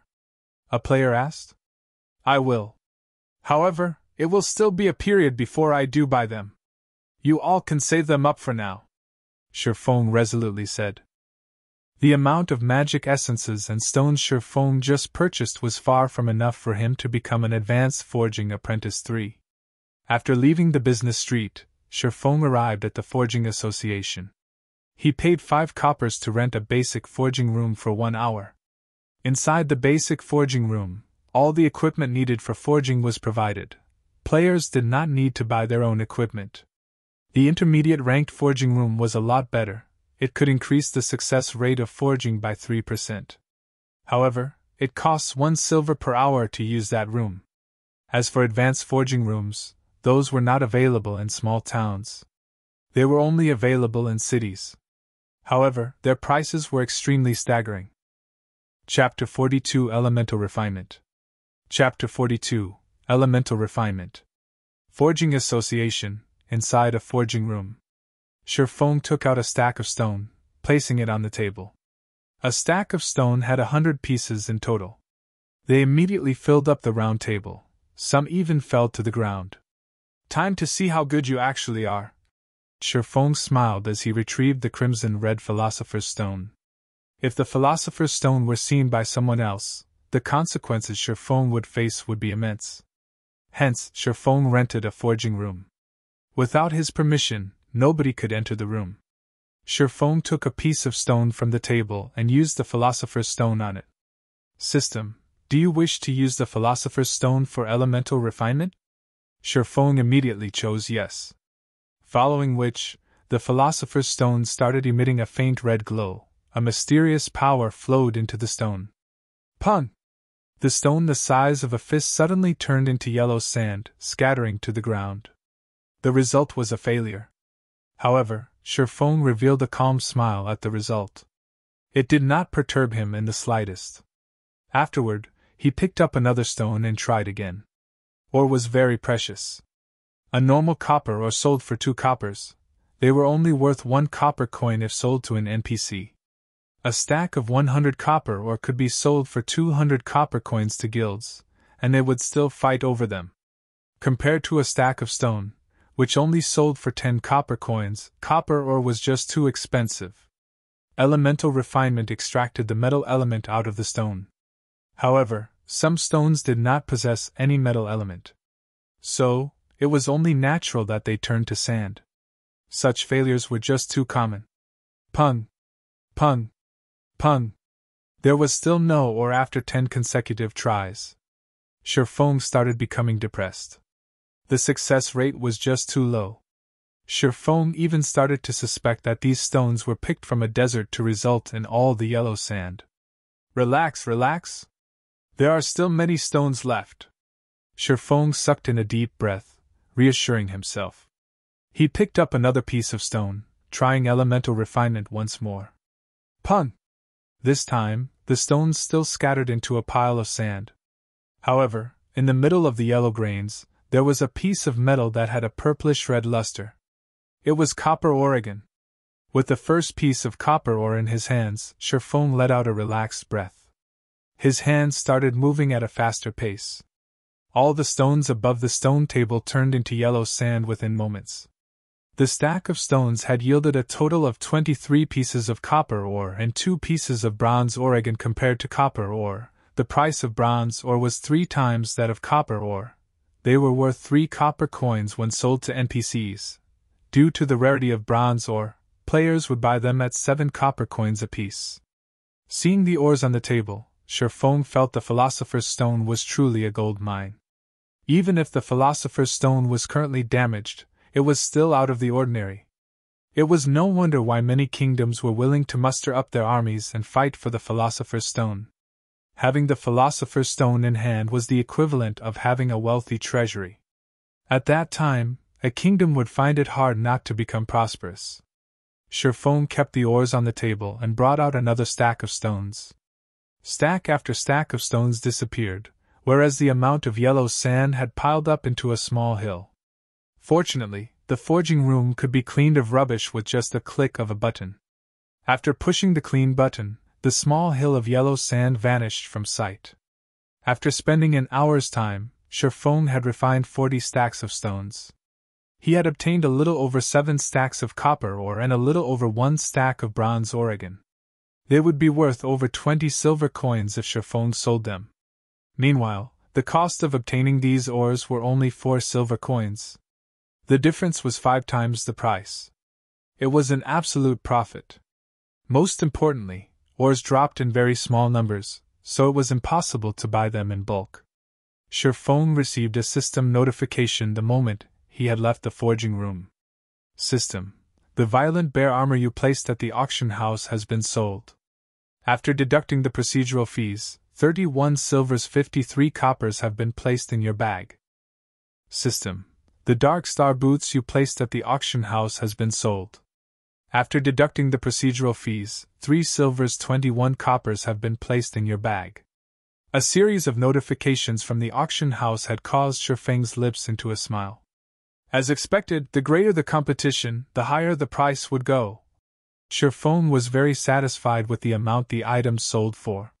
He never imagined that a mysterious iron plate armor for shield warriors could actually be sold for over 30 silver coins. It seems there were a lot of wealthy people within the area of influence of White River City. After selling the equipment, Shifeng had suddenly become a wealthy tycoon. With over 50 silver coins in his pockets, even his confidence was different now. Currently, players would still be happy over having 20 to 30 copper coins on their person. Shifeng already possessed more than 50 silver coins. Including the silver coins Gentle Snow owed him, if Shifeng were to sell off the copper ore he had immediately, he would instantly become wealthy with gold. However, he would not sell the ores. These ores were the foundation for Shifeng to earn big money. Following which, Shifeng rented the forging room for another hour. He turned the remaining stones into ores. His luck was better this time around. From 45 stacks of stones, he obtained 10 stacks of copper ore and 2 stacks of bronze ore. With this, Shifeng had a total of 17 stacks of copper ore and 3 stacks of bronze ore. It would be quite some time before Shifeng could use them all up. With money in hand now, Shifeng once more arrived at the central area of the Forging Association, at the administration area. Currently, there were quite a few forger players that were groomed by guilds, renting forging rooms. This is just evil. It actually costs 5 coppers for an hour. My guild just gave me 30 coppers. That's not enough at all. That's considered good already. At least the equipment is all there. Look at the forging equipment. Even the most common required a few silvers. An entire set would cost over 30 silver coins. It's just a blatant rip-off. You still haven't seen the intermediate forging room. It costs 1 silver an hour, but the room only increases your success rate by 3%. Even a first-rate guild would not be able to handle such a price. A few forgers continuously complained. They bitterly detested the prices set by the Forging Association. However, there was also a hint of bragging carried in their voices. After all, they had the support of their guilds, whereas normal players wouldn't even be able to rent a forging room, not to mention increasing their forging levels. Sherfong circled these players, walking towards the manager of the association, saying, "I want to rent an intermediate forging room. May I know how long you wish to rent it for?" The ashen youth who was the association's manager excitedly asked. Currently, a majority of the adventurers were poor blokes. Every one of them only rented the basic forging rooms, and even then, they rented with unwillingness.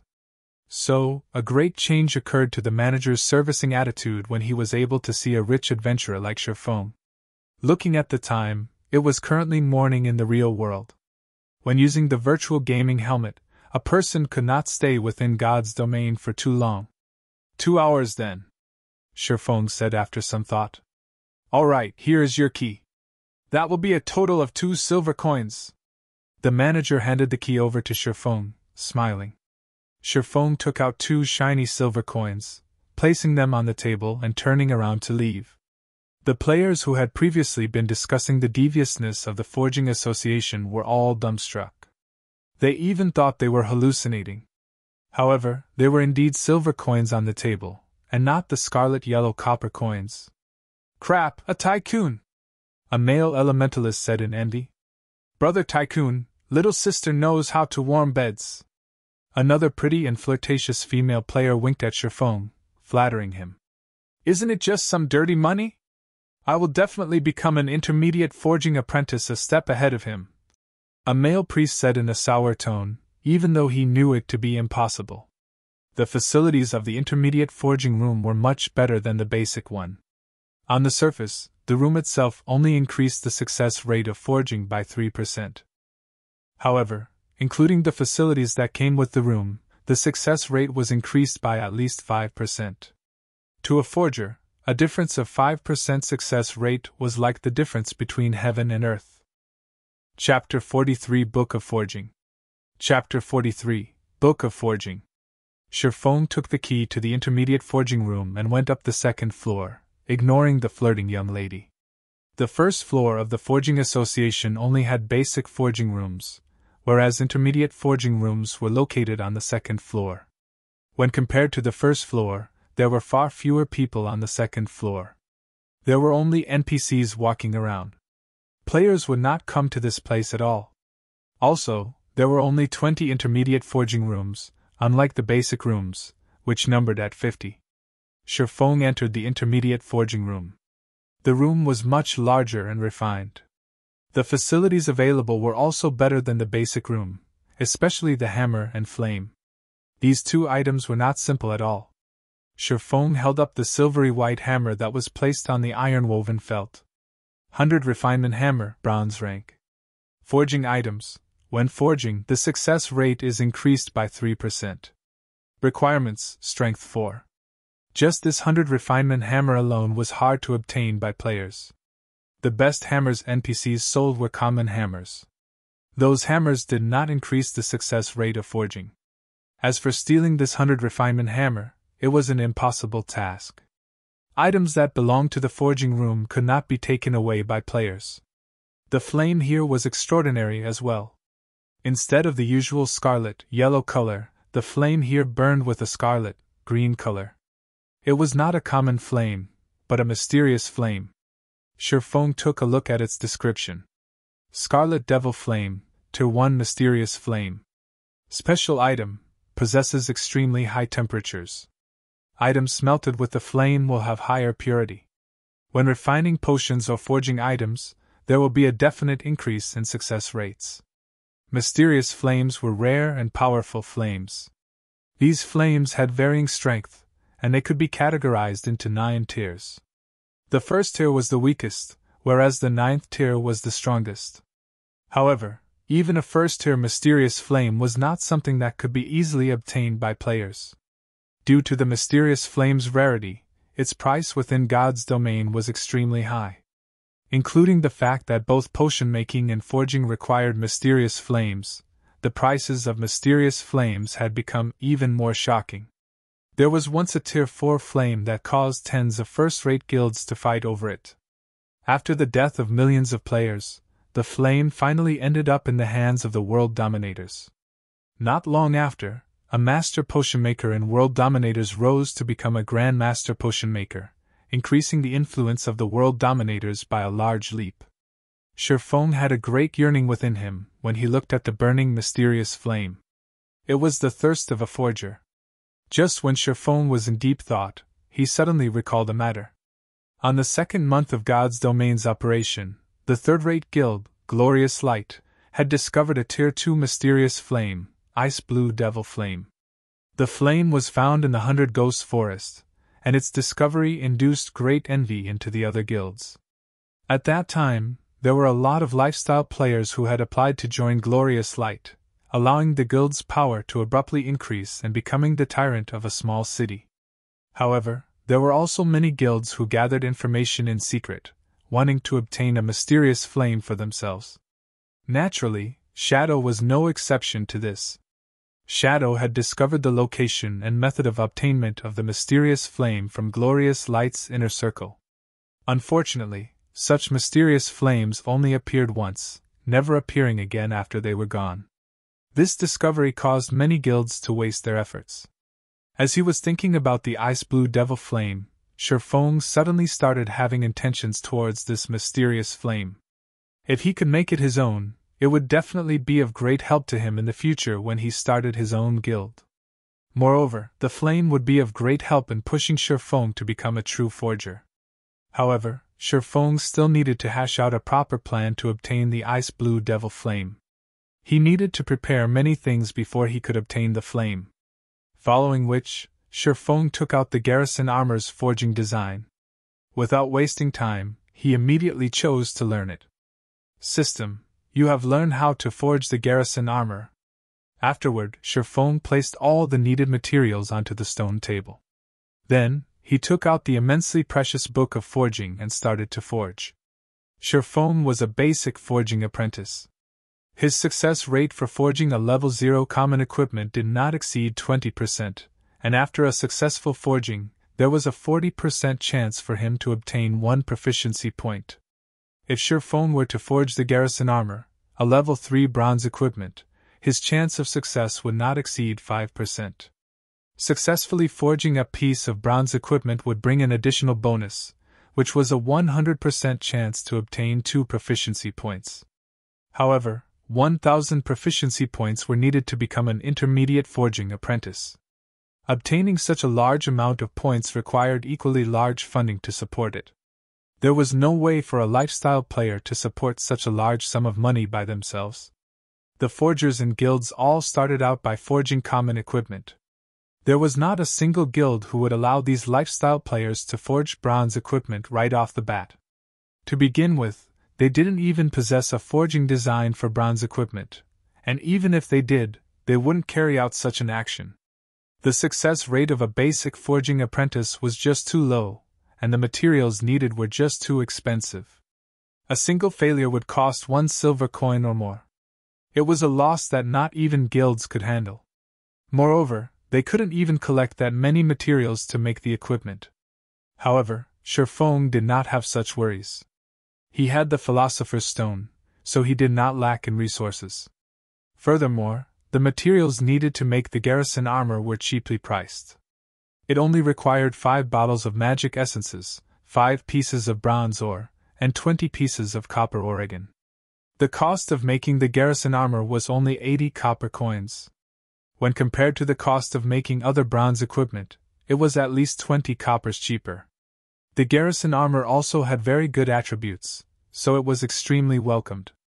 Sherfone wouldn't have to be troubled over figuring out how to sell it. The most important thing was the Book of Forging.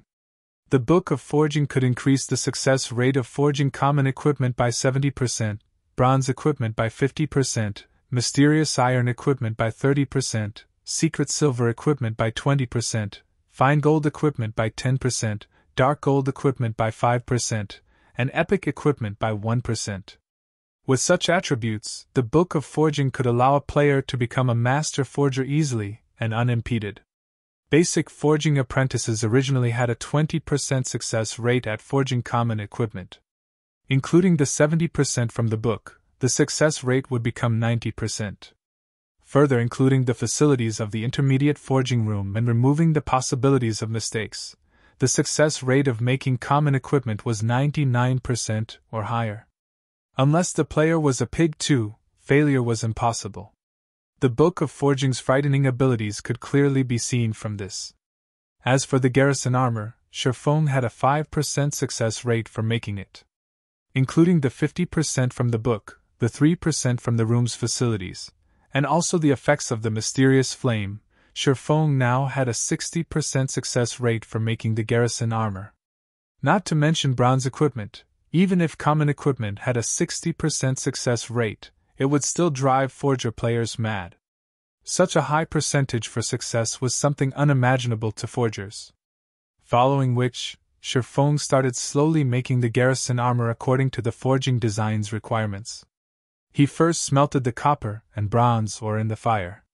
After being in the fire for 5 minutes, the ores started to melt and form a lump. Afterward, Sherfone added in the magic essence, letting it burn for another minute before removing the red-hot ore and placing it onto the metal felt. The ore's scorching hot temperature caused Sherfone to sweat. However, Sherfone did not dare be careless, as the following process was the most important part. After finishing the preparations, Sherfone held the 100 refinement hammer and readied it to hammer the fiery ore. Dang! Dang! Dang! Sparks flew in all directions. The hammering sounds echoed throughout the wide forging room. Sherfone struck every hit with careful precision. In his previous life, Sherfone did not learn forging. He only learned the gaving skill. However, he still knew quite a lot about forging. After all, he had conversed with a master forger quite often, so he was knowledgeable to the degree of not making certain low-leveled mistakes. After hammering the ore over 100 times, Sherfone felt that it was perfect. Sherfone wiped away the sweat on his forehead, carefully selecting the crimson ore's interface and clicking the complete button. Following which, the red-hot ore started transforming. Within 5 seconds, it had transformed into a silvery gray-colored armor. On the surface, there seemed to be nothing wrong with it. However, equipment's successful forging did not just depend on its appearances. There was also its quality. Quality included the equipment's attributes and rank. Bronze equipment that was badly forged would have their ranks decreased to common, or their base attributes would not be up to standards. Hence, Sherfone selected the information of the armor, checking whether it was a success or a failure. Chapter 44 Change. Chapter 44 Change. Although Sherfone could handle failure, there was nobody who was willing to squander their money for no good reason. So, Sherfone was, more or less, slightly nervous. After Sherfone selected the option to check the armor's information, 3 words appeared on the panel: Identification in progress. The red loading bar slowly increased. The system was currently determining the statistics of the equipment. After 3 seconds had passed, the system finished identifying the armor and revealed the armor's information. Garrison armor, bronze rank plate armor. Level 3. Equipment requirement, strength 10. Defense plus 22. Strength plus 2, endurance plus 2. HP plus 150. Durability 35 to 35. Additional ability. Defensive power, reduces damage taken by 3%. Restricted to shield warriors and guardian knights. System. Garrison armor has been successfully forged. Forging proficiency increased by 2 points. Obtained 800 EXP. Great! It even has an additional ability, defensive power. Shirfone was extremely happy when he saw the additional ability on the Garrison armor. He never imagined his first try at forging a piece of bronze equipment would be a success. He even obtained so much EXP. It was no wonder why the master forgers in his previous life never went out to grind, but their levels were not a bit low. Not only had the Garrison armor forged met the standard attribute values, but it also possessed an additional ability. Originally, the Garrison armor did not possess defensive power. However, when the forger exhibited extraordinary skill, coupled with the presence of the mysterious flame, there was a chance for an additional ability to appear on the equipment. In such occurrences, the price of the equipment would be increased to another level. Shirfone took his time sizing up the Garrison armor, feeling the texture of the silvery gray metal and admiring its eye-catching design. The average piece of bronze equipment was absolutely no match for it. Shirfone was very satisfied with his creation. Currently, common equipment was still the mainstream equipment for players. Even if players were to reach level 6 in the future, it would not be a surprise to find them wearing only common equipment. After all, it was too hard to obtain bronze equipment. As for the elite parties, just having 1 to 2 pieces of bronze equipment was considered being blessed. The Garrison armor could be used by both shield warriors and guardian knights. If Shirfone were to sell the armor, the elite parties would definitely welcome it. After all, the quality of an MT's equipment could ease the difficulty of conquering a dungeon a lot. Even if Shirfone were to set the price at 4 silver coins, these parties would still buy the armor, regardless the cost. As for the defensive power of the Garrison armor, its benefits towards a party's MT went without saying. Shirfone would not accept anything lower than 5 silver coins for this armor. With his first experience at successful forging, Shirfone continued forging Garrison armors. However, Shirfone took out the 100 refinement steel this time. He wanted to know what effects the steel would have when it was used to forge equipment. Within 10 minutes, the second Garrison armor took form.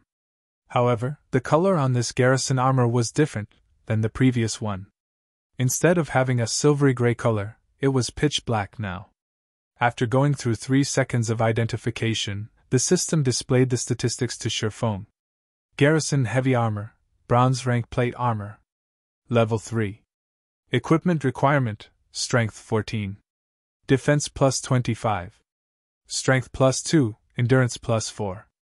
HP plus 150. Durability 40-40. Additional ability. Defensive power, reduces damage taken by 5%. Restricted to shield warriors and guardian knights. System. Garrison heavy armor has been successfully forged. Forging proficiency increased by 2 points.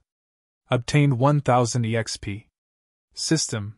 Due to your forging genius, forging proficiency has been increased by an additional 2 points. Currently, Shirfone had completely forgotten about the additional proficiency points that his forging talent gave him.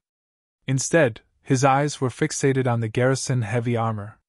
The attributes on the armor were already comparable to a piece of level 3 mysterious iron equipment. The price tag on it was at least 10 silver coins. Shirfone never imagined that the 100 refinement steel would create such large changes. Shirfone had no choice but to admit that the item given by a master forger was not ordinary. Unfortunately, Shirfone only had 9 pieces of 100 refinement steel remaining. Naturally, now that Shirfone knew the effects of the 100 refinement steel, he would not simply squander them away. He would set them aside and use them when he had good equipment to forge. 2 hours quickly passed by. Shirfone forged Garrison armors without stopping during this time. He had obtained a total of 23 pieces of Garrison armor, but he also failed to forge 4 pieces. Shirfone was very satisfied with the result. A single, successfully forged Garrison armor could easily remedy the loss of the 4 failures. At the same time, Shirfone himself had also risen to level 3. His current level was not that far from the expert players. Moreover, his forging proficiency had increased to 44 points. Such an increase was at least 4 to 5 times faster than those forgers that belonged to guilds. Following which, Shirfone left the intermediate forging room and arrived in front of the auction house. He immediately auctioned off the 11 pieces of Garrison armor that did not possess defensive power, their base prices set at 4 silver coins. As for the Garrison armors and Garrison heavy armor that possessed defensive power, Sherfong placed them aside for now. He wanted to let these guilds and elite parties have a taste of the armor first. That way, the remaining Garrison armors could be sold at an even better price. Afterward, Sherfong set up a stall in the trade area, casually yelling out.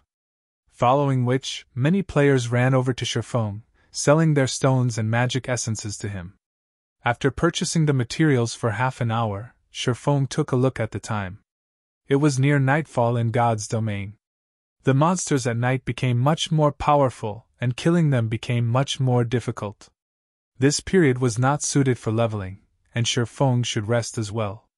Currently, he was still using the virtual gaming helmet, not the virtual gaming pod, to play God's domain. The virtual gaming pod could provide the energy and nutrients required by the player's body at any time.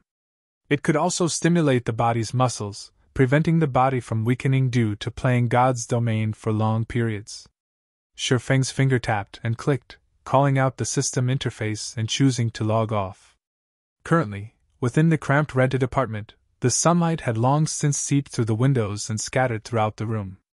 The temperature within the room was also starting to rise. Sherfong took off the gaming helmet. He lifted up his body and stretched. After more than 10 hours of inactivity and lying on the bed, Sherfeng's body was numbed throughout.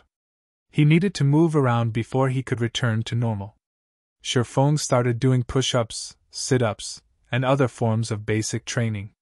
In this extremely materialistic age, body training had already become indispensable in one's life.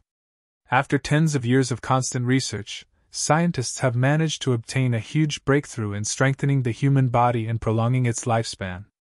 Mankind could now retain their youth for a longer period.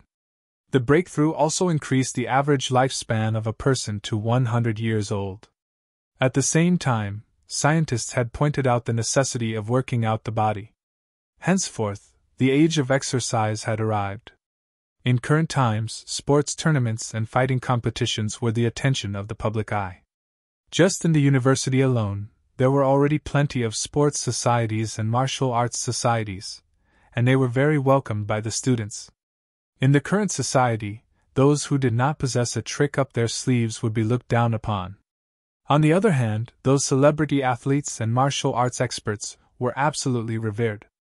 In the university, there was never a lack of beautiful women surrounding the distinguished athletes and students who often participated in mixed martial arts competitions. As for pretty boys, their time has long since faded from popularity. In his previous life, Sherfong did not pay much attention to his body. As a result, he merely caused its destruction. By the time he wanted to train his body, he was no longer young. Even if he had trained with all his might, the effects would not be great. In this life, Sherfong would not be the same as before, naturally. He would not solely pay attention to God's domain, ignoring his body's training. After training for half an hour, Sherfeng's entire body was covered with sweat. It looked as if he had just taken a shower. Just when he was about to dine on his cooked instant noodles, his phone started ringing. Sherfong looked at the contacting person. Unexpectedly, it was the usually silent female class monitor, Zhao Ruashi. "Class monitor, what's up?" Sherfong asked after answering the call. According to Sherfong memories, aside from attending classes, Sherfong never had any contact with the female class monitor. Within the 4 years Sherfong had spent in the university, he had not spoken over 100 sentences with Zhao Ruashi. "Sherfong, hurry over to school. I failed to notify you of this because you do not live in the male dormitories, but now I'm telling you. At 11 o'clock, there will be an important matter being announced at Teaching Block 3, Classroom 401. Sherfong looked towards the electronic clock on his table. It was already 10:30 right now. He answered, "All right, I'll go there immediately." Chapter 45 The Inferior Student of the Class. Chapter 45 The Inferior Student of the Class. Cutting off the call, Sherfong immediately ate his instant noodles and hurried to school. When he was on the road, Sherfong finally recalled this incident. It was one of the reasons that caused his parents to fall gravely ill. In Shifeng's previous life, he and Blackie joined Shadow Workshop.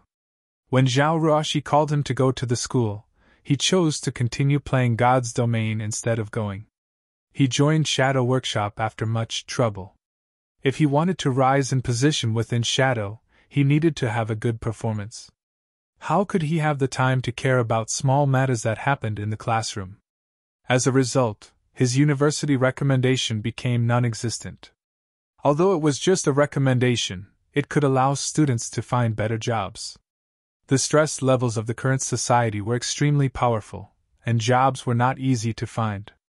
Such a recommendation would be a stepping stone towards the higher levels of a company. Shifeng's parents were deeply worried after they found out about this incident. It was also because of such worries that caused the mental stress on his parents to increase substantially. Only, Shifeng's parents never revealed it to him. Instead, they encouraged him. They didn't want him to worry about their household debts. As a result, they became both physically and mentally exhausted, falling gravely ill a year later. In this life, Shifeng did not wish to repeat such a disaster, even if the recommendation was absolutely useless to him. However, he also wished to know the reason that caused him to lose the recommendation. Shifeng was considered average regarding results amongst his class. There were absolutely no problems with him obtaining the recommendation. He did not have a share in it. The only reason he could think of, for such a situation, was the incident that would happen today. After walking into the university, Shifeng discovered a very interesting situation. The school was crowded. There was an abnormal number of students in the university today. Usually, there would not be that many people within the university grounds. The students would usually study in the library or gather outside to have some fun. Worst case scenario, they would just stay in their dormitories and play games. Unlike the current situation, they wouldn't normally come out for a stroll. When Shifeng walked towards teaching block 3, he discovered that the normally empty classrooms were packed with people. All of them were fully occupied. What is happening today? Shifeng was puzzled.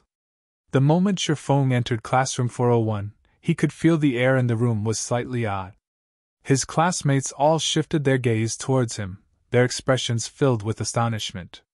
Shifeng was like something that should not be there, yet had actually appeared. The male students only glanced at Shifeng. They did not pay him any attention as they continued with their conversations. Meanwhile, some of the gorgeously dressed females in the class sent Shifeng expressions of disgust. However, Shifeng had long since gotten used to such reactions. When he was about to turn around and look at them, the females immediately turned their heads away. Fellow student Shifeng, you're here. Find a place to sit. When fellow student Ling Failong arrives, everyone in the class will be present. The female monitor, Zhao Ruoshi, had a calm expression on her face when she spoke to Shifeng as if it was all just for formality's sake. However, Shifeng could faintly feel a hint of expectation in Zhao Ruoshi's eyes when she turned around to look at him. However, that expectation was not targeted towards him, but most probably towards the Ling Failong she spoke of. All right.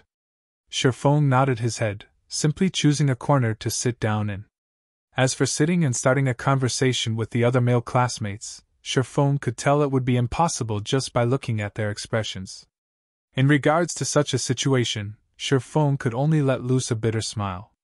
In his previous life, he truly has failed at being a functioning human being. However, there was nothing he could do. To save money, he never participated in any of the student gatherings or class events. He had long since become an invisible existence within the class. In the eyes of his classmates, Shifeng might be a very reclusive person. Why is this person here? The class monitor should be the one who notified him. I never thought he would actually show up. He's just an inferior student in the class. Just looking at him makes me mad. Look at how cunning his eyes are. Don't tell me he took a fancy to this young lady? Disgusting. The students in the class started a quiet discussion about Shifeng. They were very shocked at Shifeng's arrival. Usually, Shifeng would never participate in any events, but now, this person, himself, actually showed up. Their disgust towards Shifeng was clear in their speech. Their tones when speaking also showed how much they looked down on him. The reason for such treatment was because Shifeng was weak. He was also often bullied by students from other classes. Moreover, he was the inferior student who was always too poor to join the class outings. It was just an embarrassment to be in the same class as him. Although their voices were soft, Shifeng could still hear them clearly. It was better to say they let Shifeng hear their conversation. Learning was only secondary in everyone's eyes. The truly important thing to have was a strong body. After all, the current age was one where body training was strongly emphasized upon. However, Shifeng's weak body clearly did not fit the current age. So, naturally, he had become an outcast within the class. However, Shifeng simply laughed away at his situation. He was no longer a child, so why would he be angry over the actions of these children? Currently, his heart was only concerned about the matters regarding the recommendation. Not long after, a robust youth entered the classroom. The youth's height was an entire 9 meters. This person was Ling Failong. According to Shifeng's memories, Ling Failong was a person with many tricks up his sleeve. After he graduated from university, he managed to woo the princess of a large corporation. 3 years later, he became the corporation's CEO. However, due to the virtual world's influence towards the real world growing ever larger, Ling Failong invested in God's domain as well. At that time, he looked for Shifeng, his classmate, wanting to collaborate in God's domain. At that time, Shifeng was the captain of Shadow Workshop. He was also the guild leader of the guild, Shadow.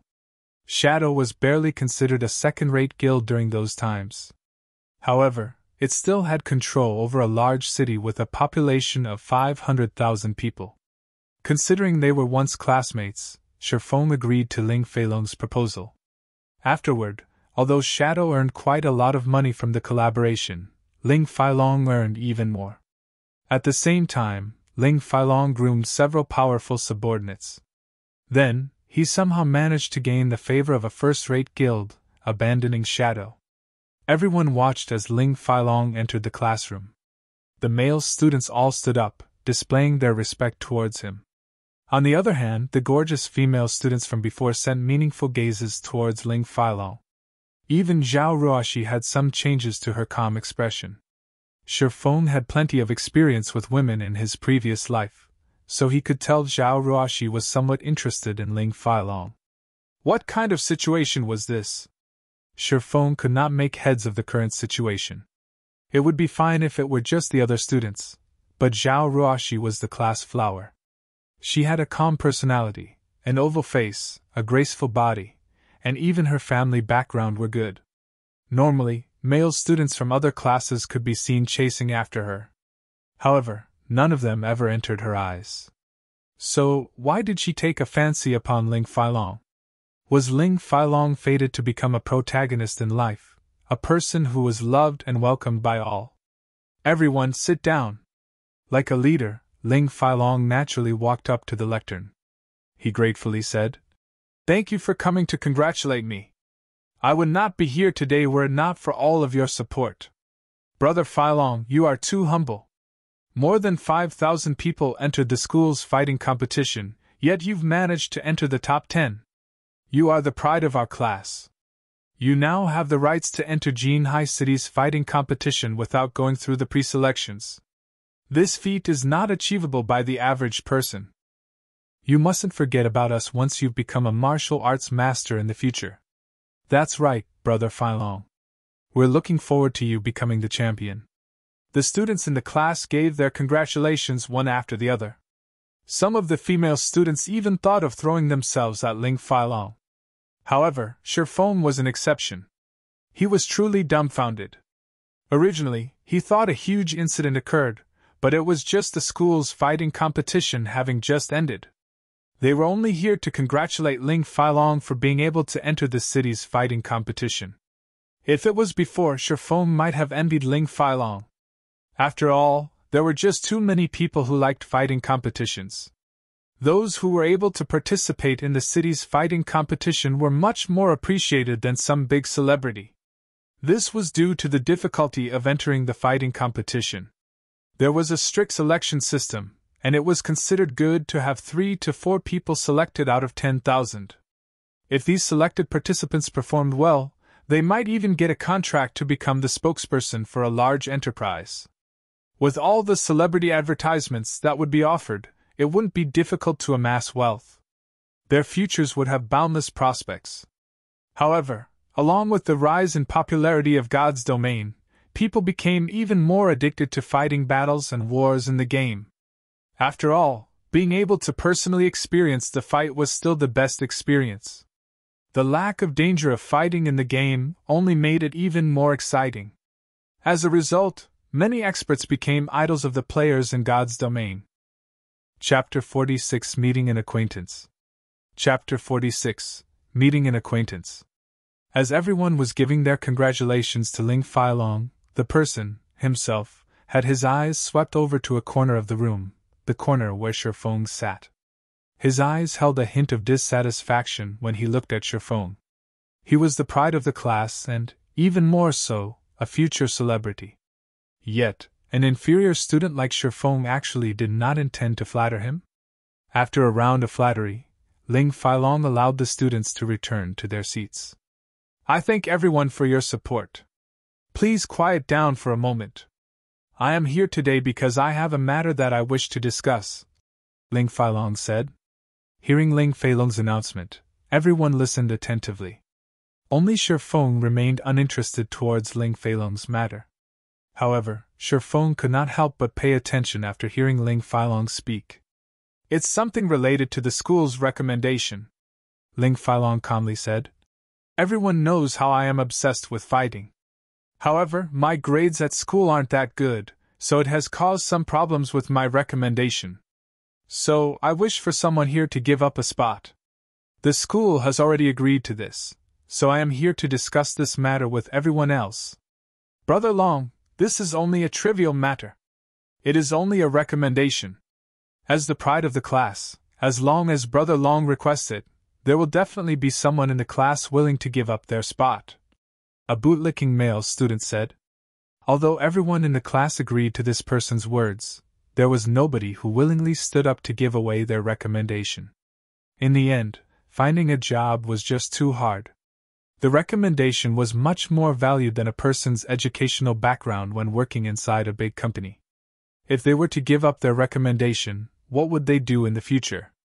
As for the ones who had no rights to the recommendation, to begin with, naturally, it was easier to be brave standing from a safe distance. They continuously incited the others like hot-blooded madmen. Ling Failong's expression slightly darkened when he saw nobody taking initiative. Since everyone is reacting so proactively, it won't be good if I'm the one who does the choosing. How about this, let's raise our hands and vote, Ling Failong suggested with a smile. That's a good idea. Brother Failong is the smartest. Then let's start voting. The hot-blooded madmen all stood up one after another, their faces holding expressions of delight at the misfortune of others. Shifeng, who sat by the wall, was suddenly enlightened after looking at this scene. Crap! So it was these bastards who stole my recommendation. A wrathful flame ignited within Shifeng's heart. He was truly a fool in his previous life for actually working with Ling Failong.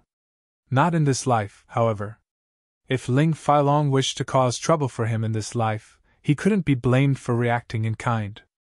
Maybe it was a continuation of his previous life, but the voting results did not change in the slightest.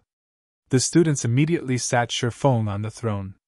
Fellow student Shifeng, you are really lucky. I'm slightly envious of you.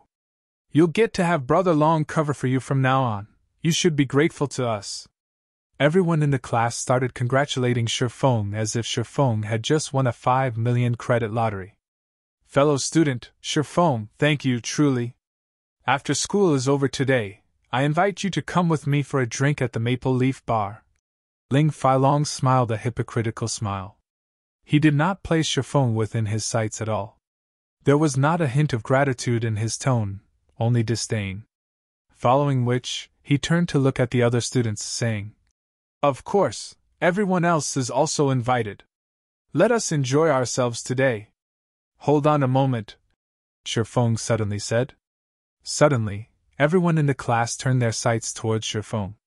If Shifeng did not actively speak up, they might have long since forgotten about his existence. May I know if fellow student Shifeng has something he wishes to say? Ling Filong looked towards Shifeng, asking with a smile. I will not agree with this, so why are you getting all joyous all on your own? Shifeng shot a glance at Ling Filong, saying, If any of you wish to give him your recommendation, then just give it to him. In any case, I won't be letting go of my recommendation. If there are no other matters, I'll be leaving. Suddenly, the entire classroom became dead silent. Nobody could imagine that Shifeng, a person constantly bullied by students of other classes, actually rebelled against Ling Filong. His current display was very abnormal. Was Shifeng not afraid of being taken out by Ling Filong? Ling Filong, as well, was shocked, not because of Shifeng's actions, however, but at Shifeng's foolishness. Did he actually think he could protect his recommendation just because he had refused to hand it over? This was a result voted by the entire class. It would be meaningless, even if Shifeng refused. When the time came, the university would still give him the recommendation. Even though the result was unchangeable, Shifeng still foolishly chose to stand against him. Should Shifeng be called foolish? Or did he have a few screws loose? Just when Ling Filong wanted to take action, an impatient voice sounded from outside the door. Little Long, are you still not done? Brother Zhang doesn't like to be kept waiting. A tall blonde youth came in through the door. Following behind him was an alluring girl dressed in sexy and revealing clothing. The two together caused the male students to look on in envy. Shifeng shot a glance over, discovering that it was actually an acquaintance. The tall and blonde youth was coincidentally Flaming Tiger. His real name was Zhou Yuhu, and he was a fourth-year university student, similar to Shifeng. This person had great talent, and he managed to obtain a good result of third place in the university's fighting tournament this time around. Meanwhile, the enchanting female by Zhou Yuhu's side was also an acquaintance of Shifeng's. Her name was Qin Xiu, and she was Shifeng's classmate during high school. She was also the flower of the class at the time. Shifeng was truly blind during those times. Young and dumb, he was actually enchanted by Qin Xiu, even to the point of confessing his love to her. Naturally, the result was rejection. After entering university, Qin Xiu had become Zhou Yuhu's girlfriend. Qin Xiu even mentioned to Zhou Yuhu the matter of Shifeng's confession. As a result, Shifeng was often taken care of by students from other classes. After Shifeng joined Shadow, he was often sent to carry out senseless tasks, stunting his growth in God's domain. Brother Hu, why have you come here? I'll immediately go after I'm done settling my business here. When Ling Filong saw the person who had arrived, he respectfully went up to welcome him with a smiling face. How much longer do you need? I don't have that much time to waste. Zhou Yuhu wrinkled his brows, impatiently saying. He was parted from his duties as team leader today all because of that Yifeng character, and he had only recently risen to level 2. Afterward, he was even given a scolding by Brother Zhang. These occurrences caused him to become greatly irritated deep within his heart. 2 to 3 minutes should be enough. Ling Filong replied. He felt teaching Shifeng the ways to be a proper person should not be a big problem. Good, then hurry up. Zhou Yuhu demanded. Currently, Qin Xiu's eyes unintentionally landed on Shifeng. Her expression was suddenly turning sour. She had no good impressions of Shifeng. He had neither money nor power. There was not the slightest feeling of safety or strength coming from him. When compared with Zhou Yuhu, the difference between the two was hundreds and thousands of miles apart. Shifeng even confessed to her without knowing his own worth. It was just an insult to her person, and as a result, she was often made fun of by the other girls. Seeing the disgust on Qin Xiu's face, Zhou Yuhu hooked up her chin with his robust hand, teasingly saying, Baby, I'll take care of him for you immediately, lest he shows up in front of you again. Qin Xiu faintly smiled as she nodded, not having any intention of stopping Zhou Yuhu. Hey brat, come over here. Zhou Yuhu pointed his finger at Shifeng, loudly roaring. Everyone was shocked at seeing Zhou Yuvu's imposing manner. Who was Zhou Yuvu? He was ranked third in the school's fighting tournament. He was much more powerful when compared to the 9th-ranked Ling Failong. A single hit from him was enough to send a person to the hospital for half a month. Ling Failong naturally understood what was happening before him. Zhou Yuvu was irritated by Shifeng and wished to take care of him. Originally, he too wanted to teach Shifeng a lesson and let the entire class know of his prowess. If he were to take care of Shifeng right now, not only would he be helping himself, but he would also be able to sell a favor to Zhou Yuvu. He would be killing 2 birds with 1 stone. Hence, Ling Failong stepped forward and volunteered. Brother Hu, no need for you to personally take action. Originally, I already wanted to teach this kid a lesson. Give me 30 seconds. Little long, so the matter you had to deal with before was this. Zhou Yuvu looked towards Shifeng in disdain. He licked his lips, saying with a cold smile, Better to let me. I also wish to loosen my bones a little. Saying this, Zhou Yuvu walked towards Shifeng with a cold smile. Chapter 47 I think highly of you. Chapter 47 I think highly of you. Zhou Yuvu walked towards Shifeng in an imposing manner. He wanted to personally teach Shifeng a good, hard lesson this time. On previous occasions, he always sent others to handle it for him. However, Shifeng still did not learn to be good. Today, he wanted Shifeng to imprint this lesson onto his bones. The people present could all see the conclusion that was coming for Shifeng. In a society where the entire population underwent body training, fights between students were all too common. Even minor injuries were very common. As long as it didn't go overboard, it would not cause an incident. However, looking at Zhou Yuvu's current attitude, Shifeng would be staying in the hospital for at least a month. At that time, Shifeng would be wearing a cast while receiving his graduation certificate on the stage. Hold it, Zhou Yuvu. This is our class. On what basis does an outsider like you have to come and bully someone from our class? Zhao Ruoxi's delicate body suddenly blocked Shifeng. She was not the slightest bit threatened by Zhou Yuvu's imposing aura as she berated him. Zhou Ruoxi's actions unquestionably left everyone else in shock. They never imagined that the normally gentle and graceful Zhao Ruoxi would stand up for an inferior student. She was even challenging Zhou Yuvu. She had such a strong heart to be so brave. Ruoxi, don't stir up trouble. Brother Hu only wishes to give Shifeng some pointers. This should be Shifeng's good fortune. Shifeng is always being bullied by others, but with Brother Hu's pointers he might have some growth and learn to be a proper person. Ling Failong explained with a smile.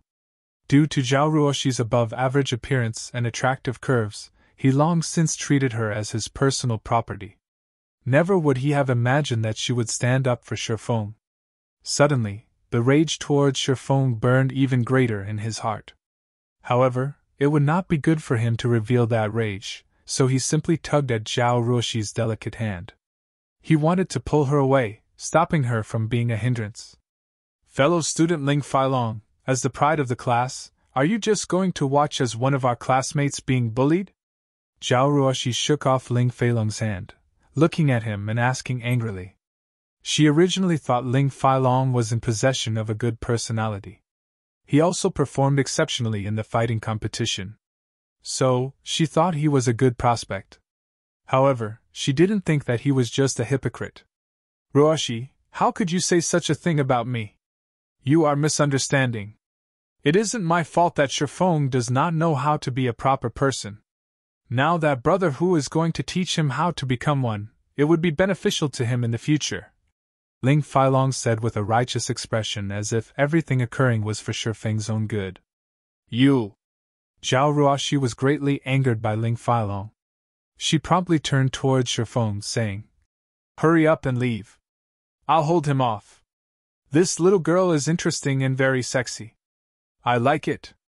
Zhou Yuvu's eyes started sizing up Zhao Ruoxi, liking very much what he saw. His lips could not help but curl up into an evil grin as his hand stretched to caress Zhao Ruoxi's delicate face. He was no longer paying any attention to Shifeng. However, before his salty pig hand could touch Zhao Ruoxi, it was slapped away by another. Zhou Yuvu, since you wish to trade notes with me, I can agree. However, just trading notes would not have much meaning to it. How about we spice it up a little? Shifeng proposed with a calm smile. He took a step forwards, tugging on Zhao Ruoxi's jade-like arm and pulling her to a side. Zhao Ruoxi did not react to Shifeng's actions at all. Until she was dragged behind him, she only then began to look at Shifeng's average stature in stunning shock. When did Shifeng become so manly? However, she also felt Shifeng was very foolish. How could he trade pointers with Zhou Yuvu? Now, Zhou Yuvu would have an excuse to teach Shifeng a lesson. Zhou Yuvu rubbed the reddened back of his hand and raged. He glared at Shifeng, suddenly discovering Shifeng's current appearance was very calm and stable. It was as if Zhou Yuvu was looking at an entirely different person. Before, Shifeng would easily be incited and get into fights with others. Now, however, not only was he not aroused, but he was also smiling happily. Was his brain damaged? Ling Feilong was deeply enraged when he saw Shifeng's stretched arm actually touching Zhao Ruoxi. He could not help but wish he could take action immediately. However, he still held it in. He was prepared to put Shifeng in his place in the future. Kid, you actually dare to challenge me. Truly interesting. Then I'll wager 1,000 credits. If you win, the 1,000 credits will be yours to keep.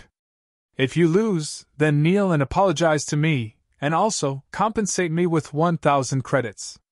How about it? Do you dare to agree? Zhou Yuvu furiously smiled. He never thought Shifeng's brain was truly damaged, daring to even provoke him. Such a petty wager. Aren't you embarrassed from saying it out loud? Shifeng shook his head and snorted in disdain. Your guts sure have grown after not meeting for a few days. Say it then, what kind of wager do you want? Zhou Yuvu was angered into a laugh. He knew Shifeng was poor, and he could not even afford the 1,000 credits. Now, though, he had actually dared to increase the bargaining chip. Was he complaining that he didn't have a quick enough death? It seems his brain was truly wedged between a door. Didn't you win a membership card for the Big Dipper Training Center from the school's fighting competition? Use that as the wager. If I lose, I'll pay 10,000 credits to you a month later. If you don't have the courage to wager, then forget it, Shifeng provokingly said. In Shifeng's previous life, Zhou Yuvu showed off this membership card in front of others. Now, Shifeng could coincidentally use it to train his body. The Big Dipper Training Center was well known in Jinhai City. It had a great environment, and its training facilities were very thorough. The average person was not allowed to enter the training center at all, not to mention obtaining a VIP membership there. A normal membership was worth around 8,000 to 9,000 credits. Even if I wager this card, where would a poor wretch like you find that much money? I won't believe in empty words. Zhou Yuvu laughed coldly. Indeed, it was as Zhou Yuvu had said. Shifeng had not a penny on him at the moment, not to mention 10,000 credits. Hence, why he had said he would pay a month later. However, Zhou Yuvu would clearly not believe him. Instead, Zhou Yuvu turned around to mock him. It would seem Shifeng's plan was going to be dashed this time. Shifeng, did you think I don't know about your living conditions? You are so poor you can't even afford to have a good meal, yet you're still pretending to be wealthy. Qin Shiyu shot Shifeng a glance, commenting in disdain. I'll pay the 10,000 credits, Zhao Ruoxi abruptly said. Ling Feilong's eyes turned crimson when he saw Zhao Ruoxi standing up once again. He couldn't help but wish he could get rid of Shifeng right this instant. Shifeng was also shocked. He looked towards Zhao Ruoxi, astonished. He did not understand how Zhao Ruoxi had that much money. He wasn't very clear of Zhao Ruoxi's family background either. Shifeng only knew that her family was relatively well off. However, Zhao Ruoxi was actually so believing of him, even to the degree of betting her money on him. Shifeng could not understand why she had done so. To begin with, the relationship between the two of them wasn't that great. Zhao Ruoxi looked at Shifeng. She knew the reason for Shifeng's astonishment. However, to not let him misunderstand, she quietly explained, I'm only lending you the money because I can't stand Zhou Yuhu's arrogant attitude. I think highly of you, so even if you lose with dignity. Thank you. I will definitely return twice the amount to you, Shifeng gratefully said. This money was very important to him. Now, Zhou Yuhu would definitely agree to the wager.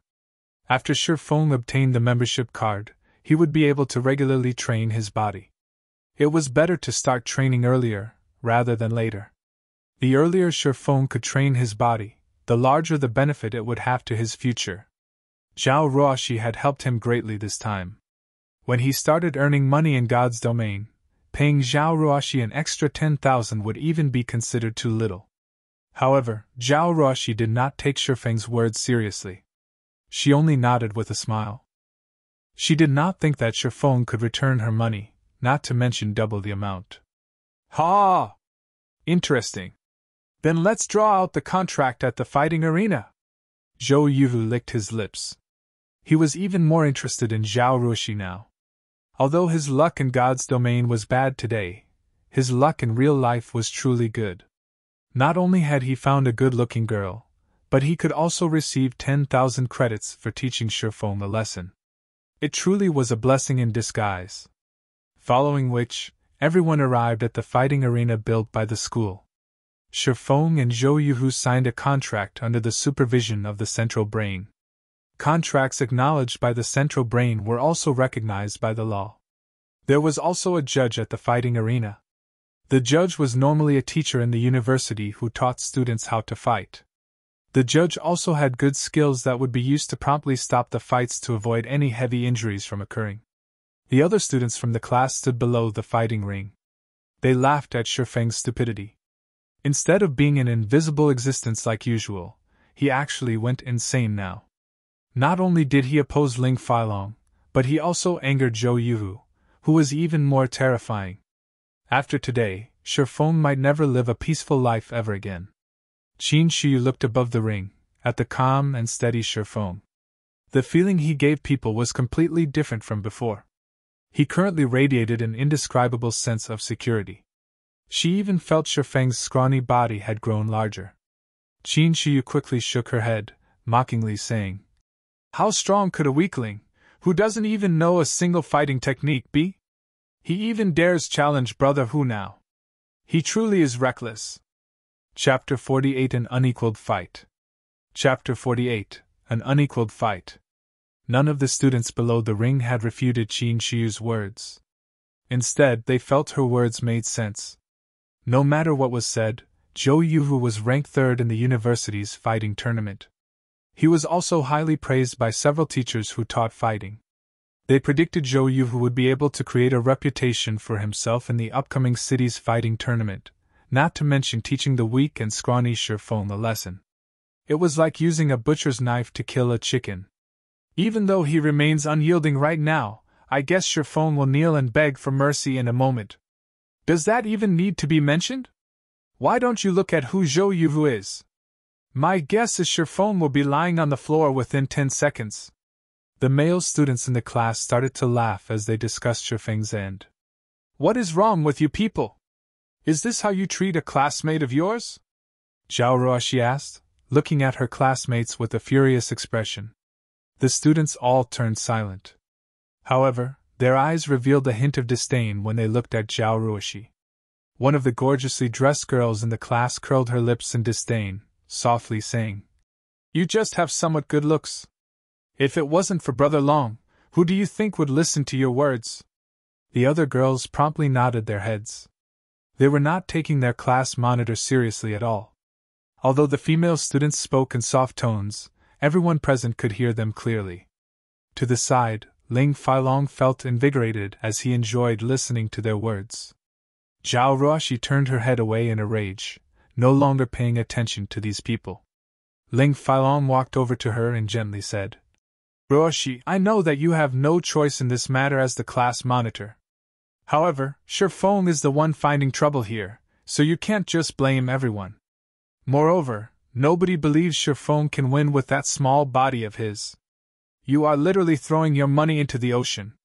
In a moment I'll talk it over with Brother Hu to not take your money and let Shifeng pay for everything. Indeed, I am helping Shifeng because I am the class monitor.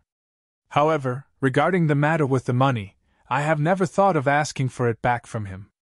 Zhao Ruoxi glanced at Ling Failong, coldly saying, On the other hand, you're the one who has taken the recommendation that is rightfully Shifeng's.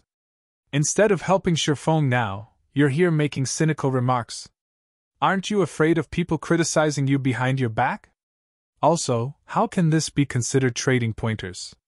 One is ranked third in the school, while the other is a student who doesn't even know any fighting techniques. Do you not feel any shame when you speak of this? Zhao Ruoxi's every word caused Ling Failong piercing pain. In addition, her elegant and refined complexion gave off an indescribable sense of strength that struck at Ling Failong's heart. Ling Failong was speechless as he turned pale from anger. Just as Zhao Ruoxi had said, every class had a fixed number of spots for the recommendation. Only students with results amongst the top 20 in the class were qualified for this recommendation. However, Ling Failong had managed to obtain the qualifications to participate in the city's fighting competition after much difficulty. If others were to know that he was a university student without a recommendation, it would be an absolute humiliation. The school had previously considered such reputational problems, as well. Hence, they had made it so that the top 5 contestants of the fighting tournament would receive a recommendation, even if their studies were not good. However, Ling Failong was only 9th ranked, so naturally, he could not obtain it. Hence, he had suggested such a matter to the school. Seeing that Ling Failong's results were in the top 30 of the class, not that far from the 20th place, the school had decided to agree to his request. However, the condition was someone had to willingly give up their recommendation.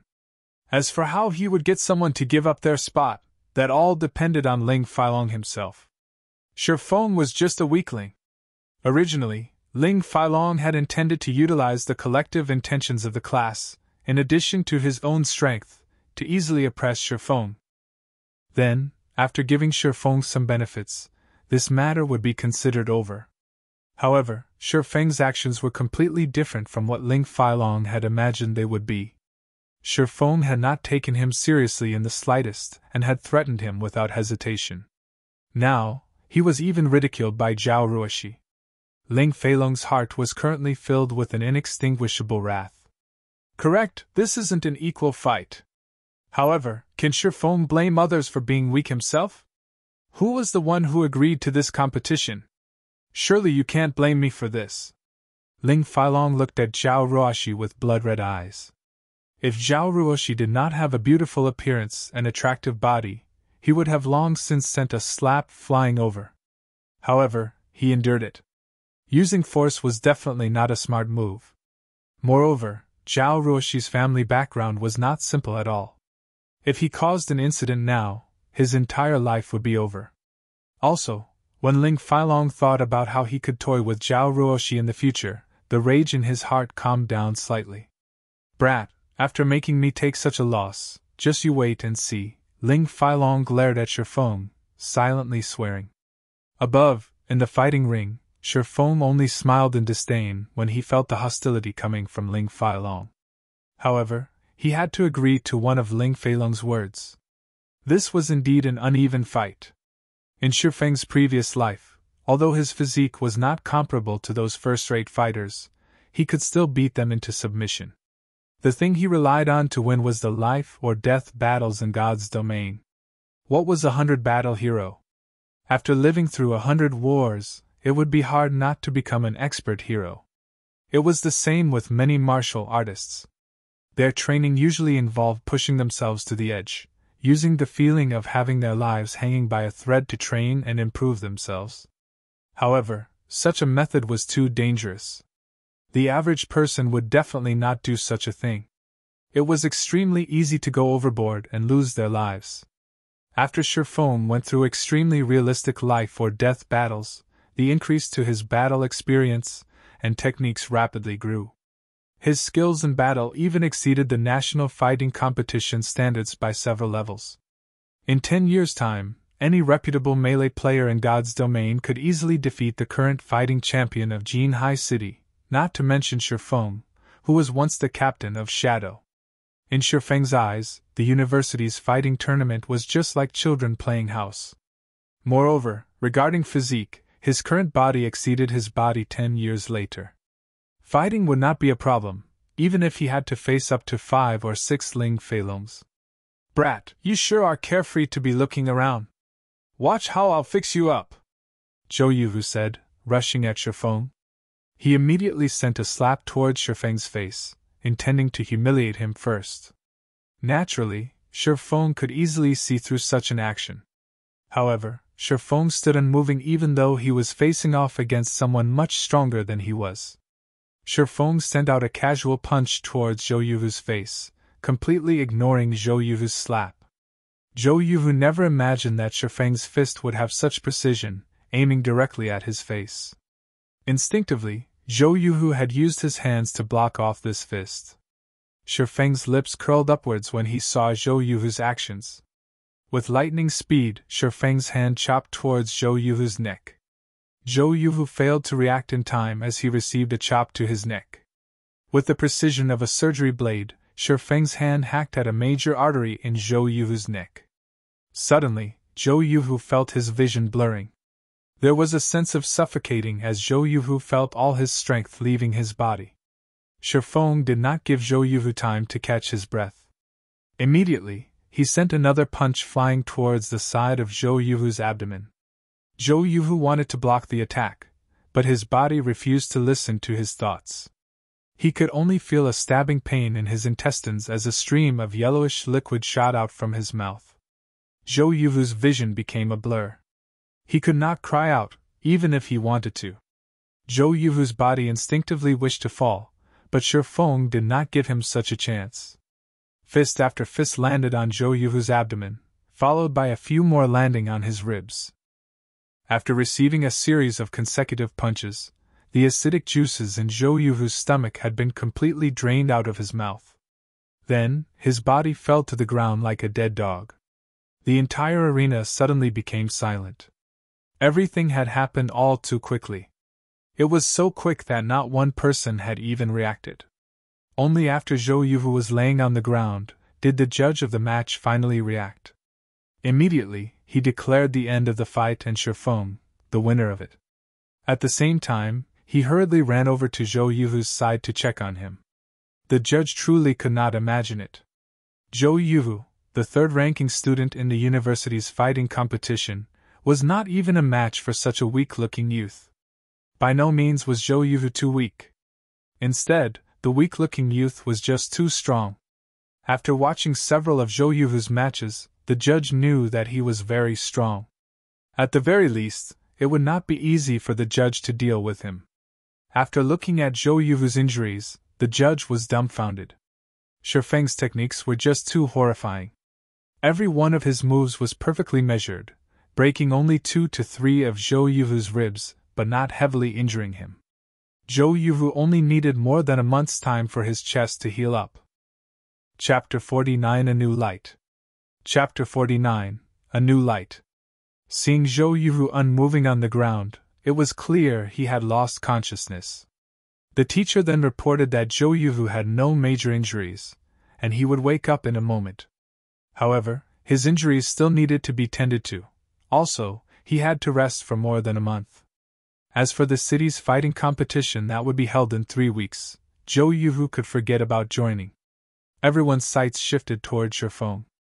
They looked at his thin and weak body, sucking in a cold breath when they recalled the explosive and terrifying strength it was capable of displaying.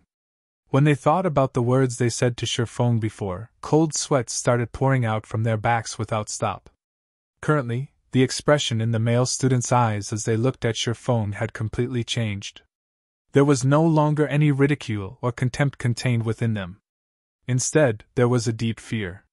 The third-ranking student in the school was actually defeated in a single exchange. Who else could become Shifeng's opponent? If Shifeng wished to take care of them, the consequences they would face would be unimaginable. On the other hand, they had actually dared to give Shifeng's recommendation to Ling Feilong. Thinking up to this point, the hearts of the hot-blooded warriors from before started to beat madly. Under the Central Brain's witness, Shifeng received the membership card for the Big Dipper Training Center and 10,000 credits. Following which, he circled a glance at the people below the ring. When a few of the less courageous male students were met with Shifeng's deep and profound eyes, their legs suddenly turned weak as they lost consciousness, foam appearing at their mouths. "Teacher, not good. Little Lu has fainted." Before the sentence could finish being said, another male student lay flat on the ground. Meanwhile, the male students that remained standing started becoming scared in their hearts. Shifeng was just too terrifying. He actually shocked 2 male students into unconsciousness just by looking them in the eye. However, they were also envious of the 2 that lost consciousness. If they had fainted over, they wouldn't have to bear such a pressure right now. Currently, the air surrounding them was still, as if frozen. Breathing was starting to become a difficulty for them, and even their limbs felt heavy as if they were filled with lead. As for the female students in the class, they were all dumbfounded. Their heads quickly lowered when they saw Shifeng looking over. They felt uncomfortable throughout their bodies as if they were frightened rabbits that were being stared at by a big gray wolf. Qin Shiyu's delicate mouth widened. She rubbed her eyes, verifying what she saw over and over. Only then did she understand that Zhou Yuhu was struck unconscious by Shifeng. Shifeng was just too powerful. Why had she never discovered so before? If she could be with a man such as this, her sense of security would be off the charts. Just thinking about it had made her happy. As for money, that would not be a problem. Just based on his strength alone, Shifeng could definitely get into the city's fighting tournament. Entering into the top 10 would also not be a problem. When that time came, there would definitely be many requests for him to become a celebrity spokesperson. When Qin Shiyu saw that Shifeng was looking over, she slightly tidied up her clothes and hair, appearing neat and moving. She also revealed deep cleavage, feebly saying, "Brother Feng, it's noon already. I know a good restaurant that has a great environment and good tasting food. I'll treat you, so let's go there and have a try." However, Shifeng did not pay Qin Shiyu any attention. Instead, he was looking for Zhao Ruoshi. When he found Zhao Ruoshi, he immediately walked over, completely ignoring Qin Shiyu. Seeing Shifeng's cold and indifferent eyes, Qin Shiyu suddenly felt she had lost something very important. It was as if a knife stabbing at her heart. She regretted being blind and foolish when she was in high school. "Class monitor, here's your 10,000 credits. I'll repay the remaining 10,000 credits as fast as I can." Shifeng handed the money over, speaking with a calm smile. However, Zhao Ruoshi would not receive it. She blinked her attractive eyes as she looked at Shifeng as if she was looking at an exotic animal. There was both shock and joy contained within them. "Are you really Shifeng?" Zhao Ruoshi asked in a quiet and uncertain tone. Throughout Zhao Ruoshi's 4 years in university, her impression of Shifeng was one of an introvert. He was often bullied by others. He also appeared very prideful, never receiving help from others. He was like an injured little wolf, licking his own wounds alone. She had never imagined Shifeng's actions today would have such a great difference from before. She now viewed Shifeng in a completely new light. Shifeng had turned from being a little wolf into a slumbering dragon. He was unassuming when slumbering, but amazing when he took action. Even Zhao Yuhu, the third-ranking student in the entire university, was no match for him. If he had entered the school's fighting tournament, he might have already become the champion by now. "Of course I am Shifeng. Class monitor, why would you ask such a question? Could it be that I am just too handsome and different from my previous appearance?" Shifeng joked. He naturally understood Zhao Ruoshi's thoughts. He had attracted too much attention today. However, even Shifeng himself did not wish for such a situation to occur. The developments up to this point were all unintentional. "TCH, don't get cocky. You are just barely able to enter my eyes." Zhao Ruoshi immediately snatched the money from Shifeng, her fair and delicate face revealing a calm smile. As if she had thought of something, she quietly said, "The fellowship party hosted by the university is in 10 days. There will also be the upper echelons of well-known corporations in Jinhai City attending the party. Aren't you trying to find a profitable career? This is a good chance, so you should consider attending. The moment Zhao Ruoxi finished speaking, she thought of Shifeng's financial situation. He definitely did not have the money to attend the party. Hence, she quietly said, as for the fee required to participate in the fellowship party, I can pay it for you. Shifeng gave Zhao Ruoxi's words some thought. The fellowship party hosted by Jinhai University annually was a big event, and that person might even participate in this party. Hence, Shifeng nodded his head in agreement, saying, Thank you, class monitor. I'll go. As for the participation fee, I'll pay that myself. Zhao Ruoxi was slightly glad when she heard Shifeng agreeing to go. However, there was an indescribable sense of disappointment when she heard Shifeng saying that he would pay the participation fee on his own. The conversation between the two was also heard by everyone else. However, everyone doubted their hearing when they heard their class monitor, Zhao Ruoxi, actively invite Shifeng to the fellowship party. She was even willing to pay for his participation fee. Zhao Ruoxi was a truly beautiful woman, only, she normally made no efforts to enhance her looks with makeup. Her clothing was also very common. However, it was still unable to mask her elegant and refined face and exquisite body. As long as she dressed herself up somewhat, even the school's top beauty might not be her match. Hence, there were quite a few rich and influential men who tried pursuing Zhao Ruoxi. However, every one of them was rejected. Ling Failong was the only one who had managed to shorten the distance between them after much difficulty.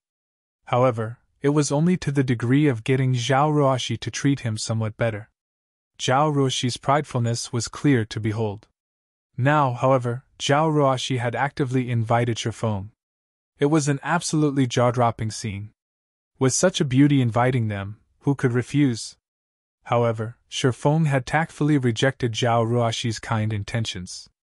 By the side, the wrathful flame in Ling Feilong's heart burned madly as he listened in on the two's conversation. Shifeng, one must properly know one's own worth. There will be many great figures of Jinhai City attending the fellowship party. Just based on the clothes you are wearing, the security might even chase you away. At that time, you'll embarrass everyone in our class, Ling Feilong mockingly said. You don't have to worry about this point, fellow student Ling Feilong. Shifeng turned to look at Ling Feilong.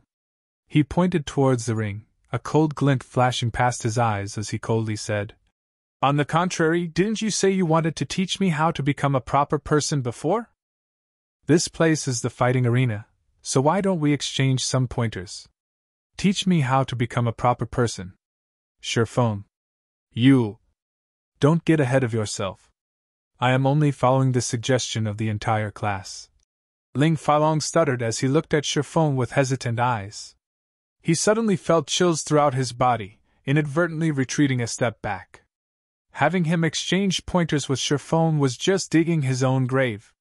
For those who have never participated in a fighting competition, they would not be able to know the true meaning and horror of the exchange between Shifeng and Zhou Yuhu. Zhou Yuhu was very powerful, and even Ling Feilong himself knew he was definitely not a match to Zhou Yuhu. However, Zhou Yuhu was still dispatched by Shifeng within a moment. This fight could not even be considered a proper fight. It was just a one-sided play. The suggestion of the entire class? Shifeng swept a glance towards his classmates standing to the side, coldly saying, What were your suggestions? Naturally, everyone would not stand on Ling Feilong's side. Even an idiot could tell how afraid Ling Feilong was of Shifeng. Fine, I admit defeat. It was I who was blind. You tell me what's to be done. Ling Feilong looked above the ring at the unconscious Zhou Yuhu, gritting his teeth while saying, If he were to come into conflict with Shifeng right now, he would not have any chance of resisting. He also did not believe that Shifeng would show mercy. If he had continued offending Shifeng, he would definitely be laying on a hospital bed for at least a month. When that time came, he would not be able to even participate in the city's fighting tournament, and such a loss was not something he was willing to bear. The 5,000 credits voucher for the Big Dipper training center awarded by the school, Shifeng demanded. The Big Dipper had the best nutritionist in Jinhai City. With this voucher, Shifeng could replenish the nutrients required by his body and quickly improve his physique. Ling Failong was extremely unwilling to give away the Big Dipper voucher. This was an item that could not be bought outside, even with 10,000 credits. After receiving the voucher, Shifeng left the fighting arena. Shifeng started training his body immediately after returning to his rented apartment. After tiring himself out, he looked for information related to God's domain and Jin High City on the internet. He was making ample preparations for his future development plan. It was especially true for the fellowship party this time around.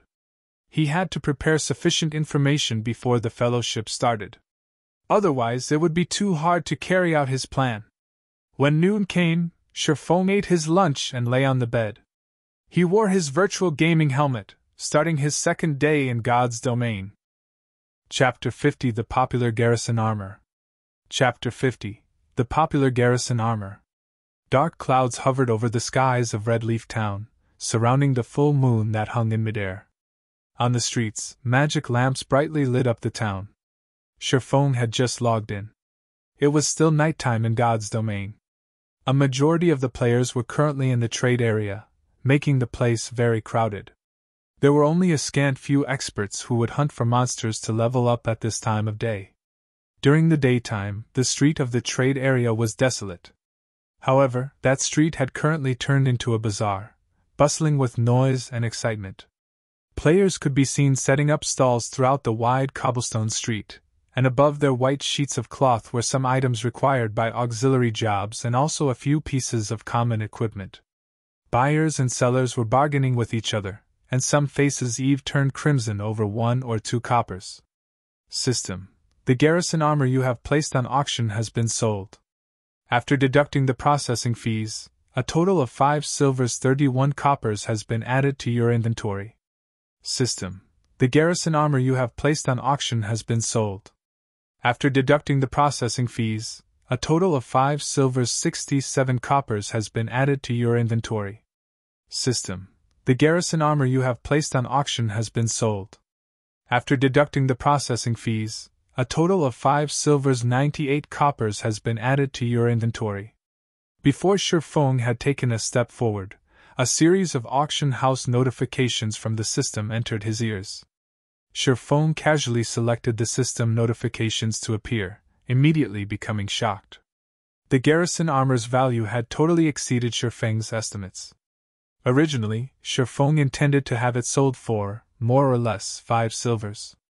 In reality, however, due to the competition in price growing fiercer, the garrison armor reached a maximum price of 6 silvers 42 coppers. The 11 garrison armors sold for a total of over 67 silver coins. The amount immediately turned Shifeng into the owner of a gold coin. He had become a golden heir. At the current phase of the game, the purchasing power of a single silver coin was astonishing. For a second-rate guild, their circulating funds would only amount to 60 or 70 silver coins. To properly develop their normal members during the initial periods of the game, the guilds were unable to stock up on too many copper coins.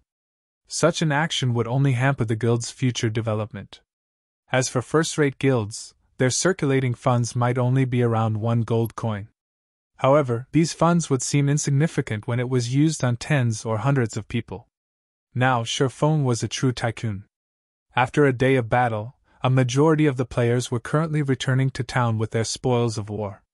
These players carried a lot of materials on their persons, and naturally, Shifeng would not let this chance get away. Shifeng casually chose a location with few people, setting his white cloth on the ground and starting up his stall to purchase materials. The highest level player right now should be at level 4, whereas the average player was still at level 2 and expert players at level 3. Hence, the materials they sold varied greatly. There were high-ranking goods, and there were also common goods. The current prices for high-ranking materials were very expensive, so Shifeng would naturally not buy them. Shifeng relied solely on himself to make the garrison armor, so the money he could earn was limited. However, Shifeng was just selling these pieces of equipment to accumulate some funds. Only when he had the funds could he earn more money. Buying magic essence 6 coppers a stack, stones 10 coppers a stack. Also buying hard stones, 23 coppers a stack, Shifeng shouted. After hearing Shifeng's words, the players on the street crowded around him, one after another. Boss, I have 10 stacks of stones. How many stacks do you want? I have 6 stacks of magic essence. Do you want all of them? I have a stack of hard stones. After grinding in the wild for an entire day, magic essences and stones had become materials that polluted the street. Normally, players would sell these materials to NPCs or save them up for practicing their own auxiliary jobs. However, materials such as hard stones were very rare. They were usually found in level 3 areas, only being dropped by kobolds or little rock monsters. There were 20 pieces of hard stones in a stack, and they were worth 20 coppers when sold to NPCs. Hard stones were used in forging.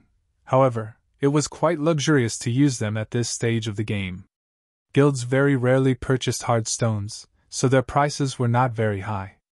However, they would have a great purpose once players reached level 7.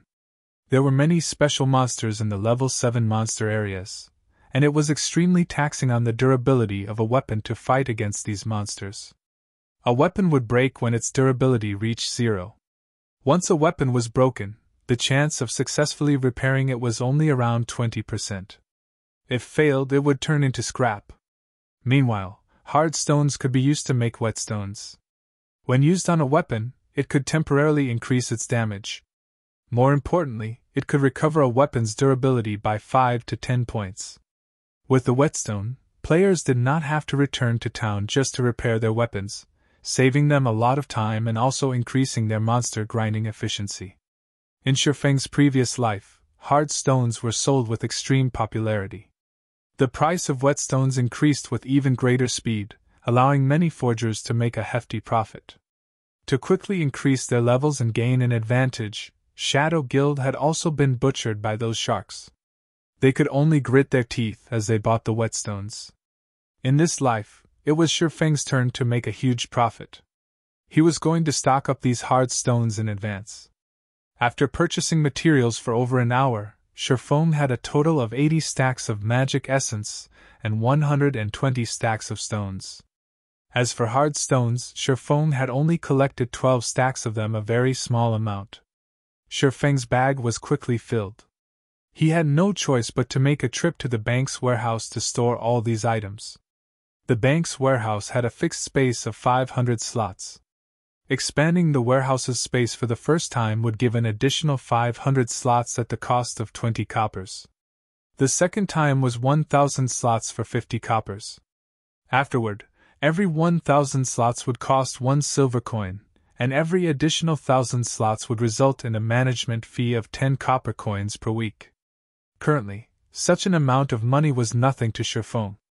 Immediately, Shifeng expanded 3,000 slots, and in the future, he would have to pay a processing fee of 30 coppers every week. After storing all the materials, Shifeng ran towards the auction house. The auction house linked together all the small towns under the influence of White River City.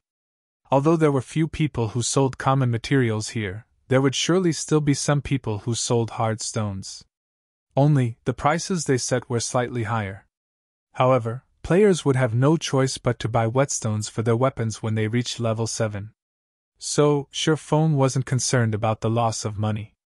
After arriving at the auction house, Shifeng discovered a very peculiar situation. There were quite a lot of logistics members of guilds present at the auction house. Each and every one of them were standing guard at the auction house, and it was a wonder what they were actually waiting for. Shifeng randomly chose a place to sit down, calling out the operating panel of the auction house. Just when Shifeng was searching for hard stones, he heard a few logistics members of guilds complaining to each other. How long more do we have to wait?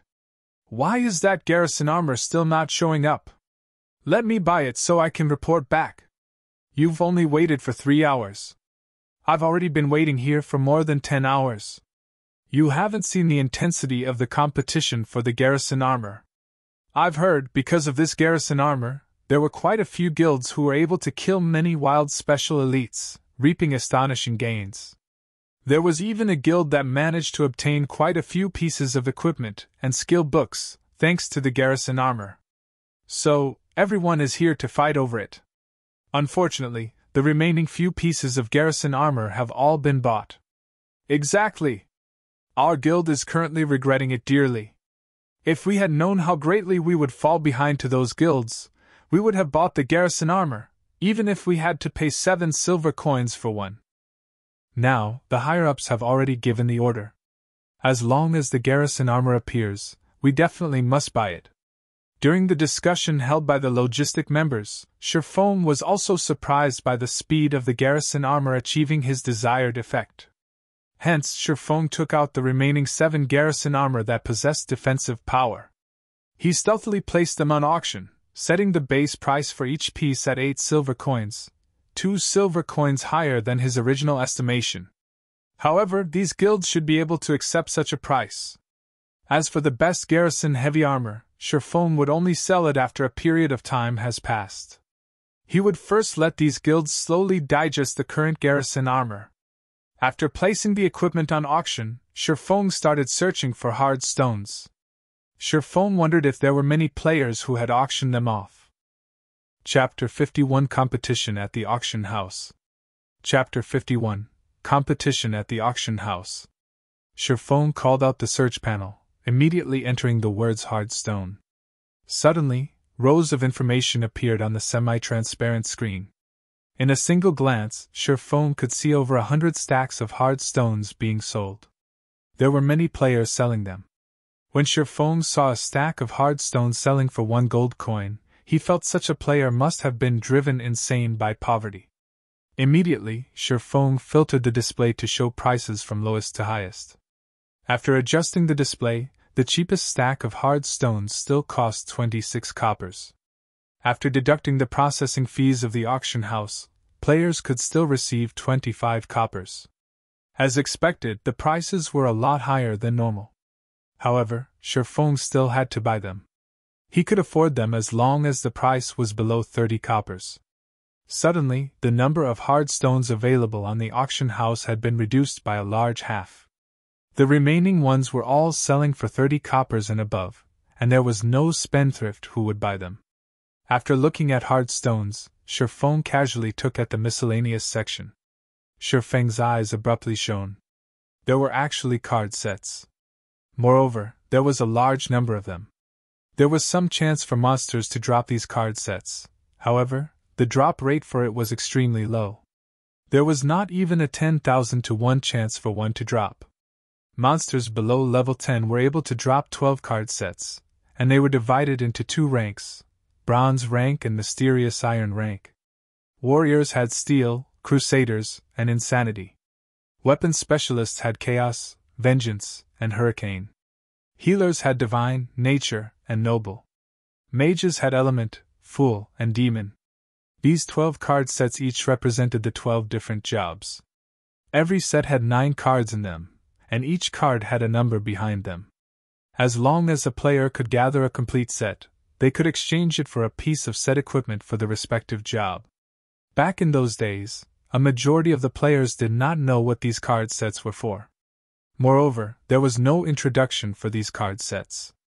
Players, at that time, simply kept these card sets in their bags or sold them at the auction house.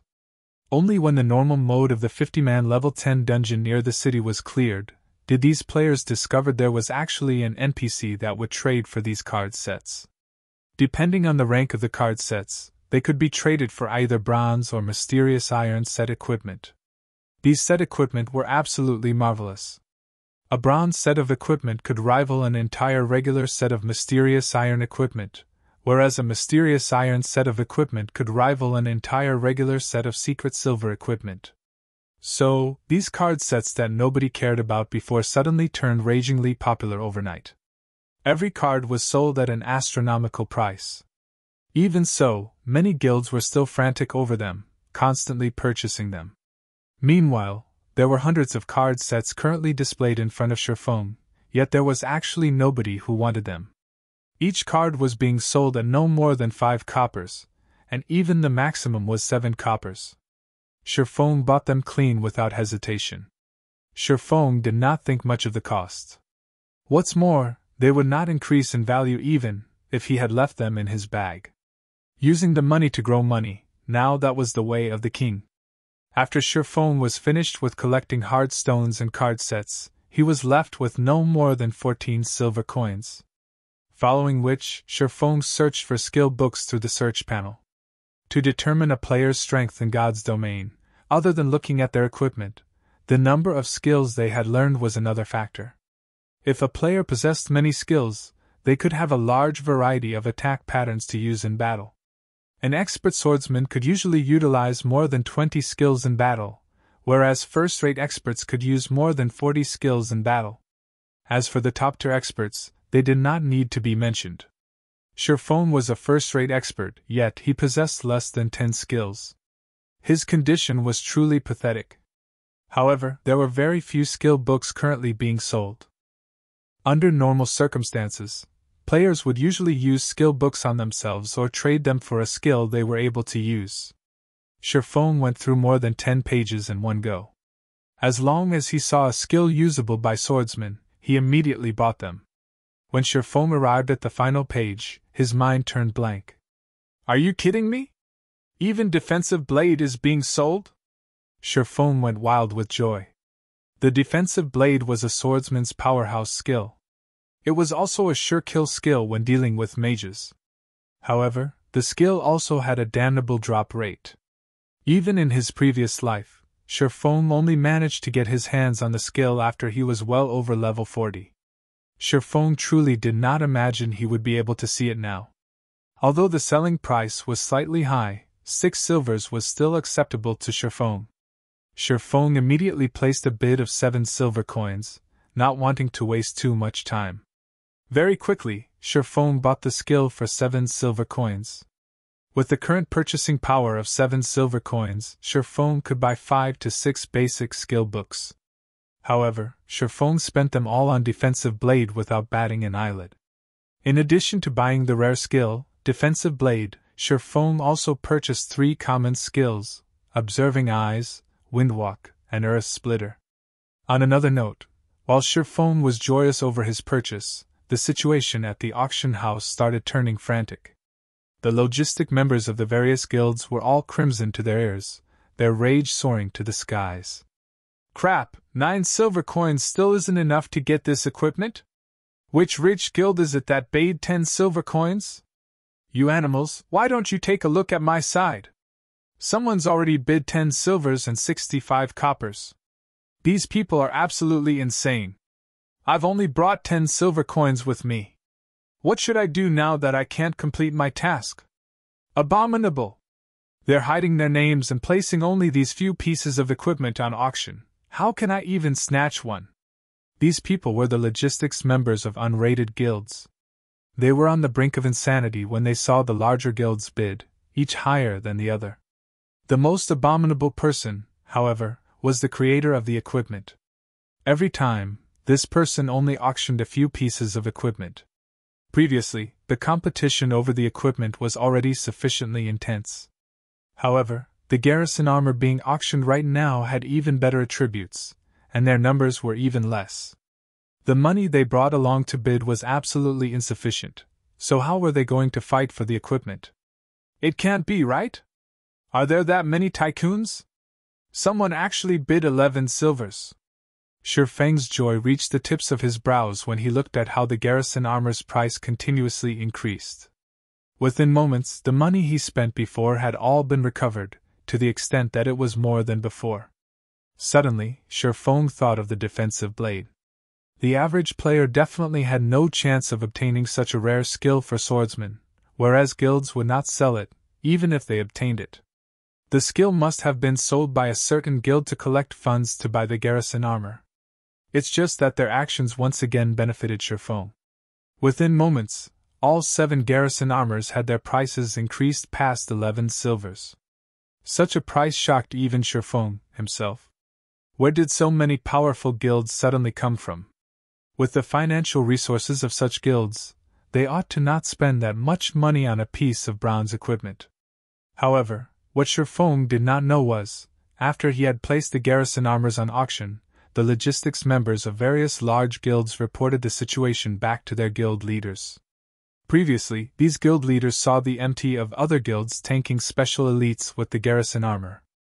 These MTs were able to allow the other players to attack the special elites with ease, obtaining various skill books and bronze equipment, mysterious iron equipment even.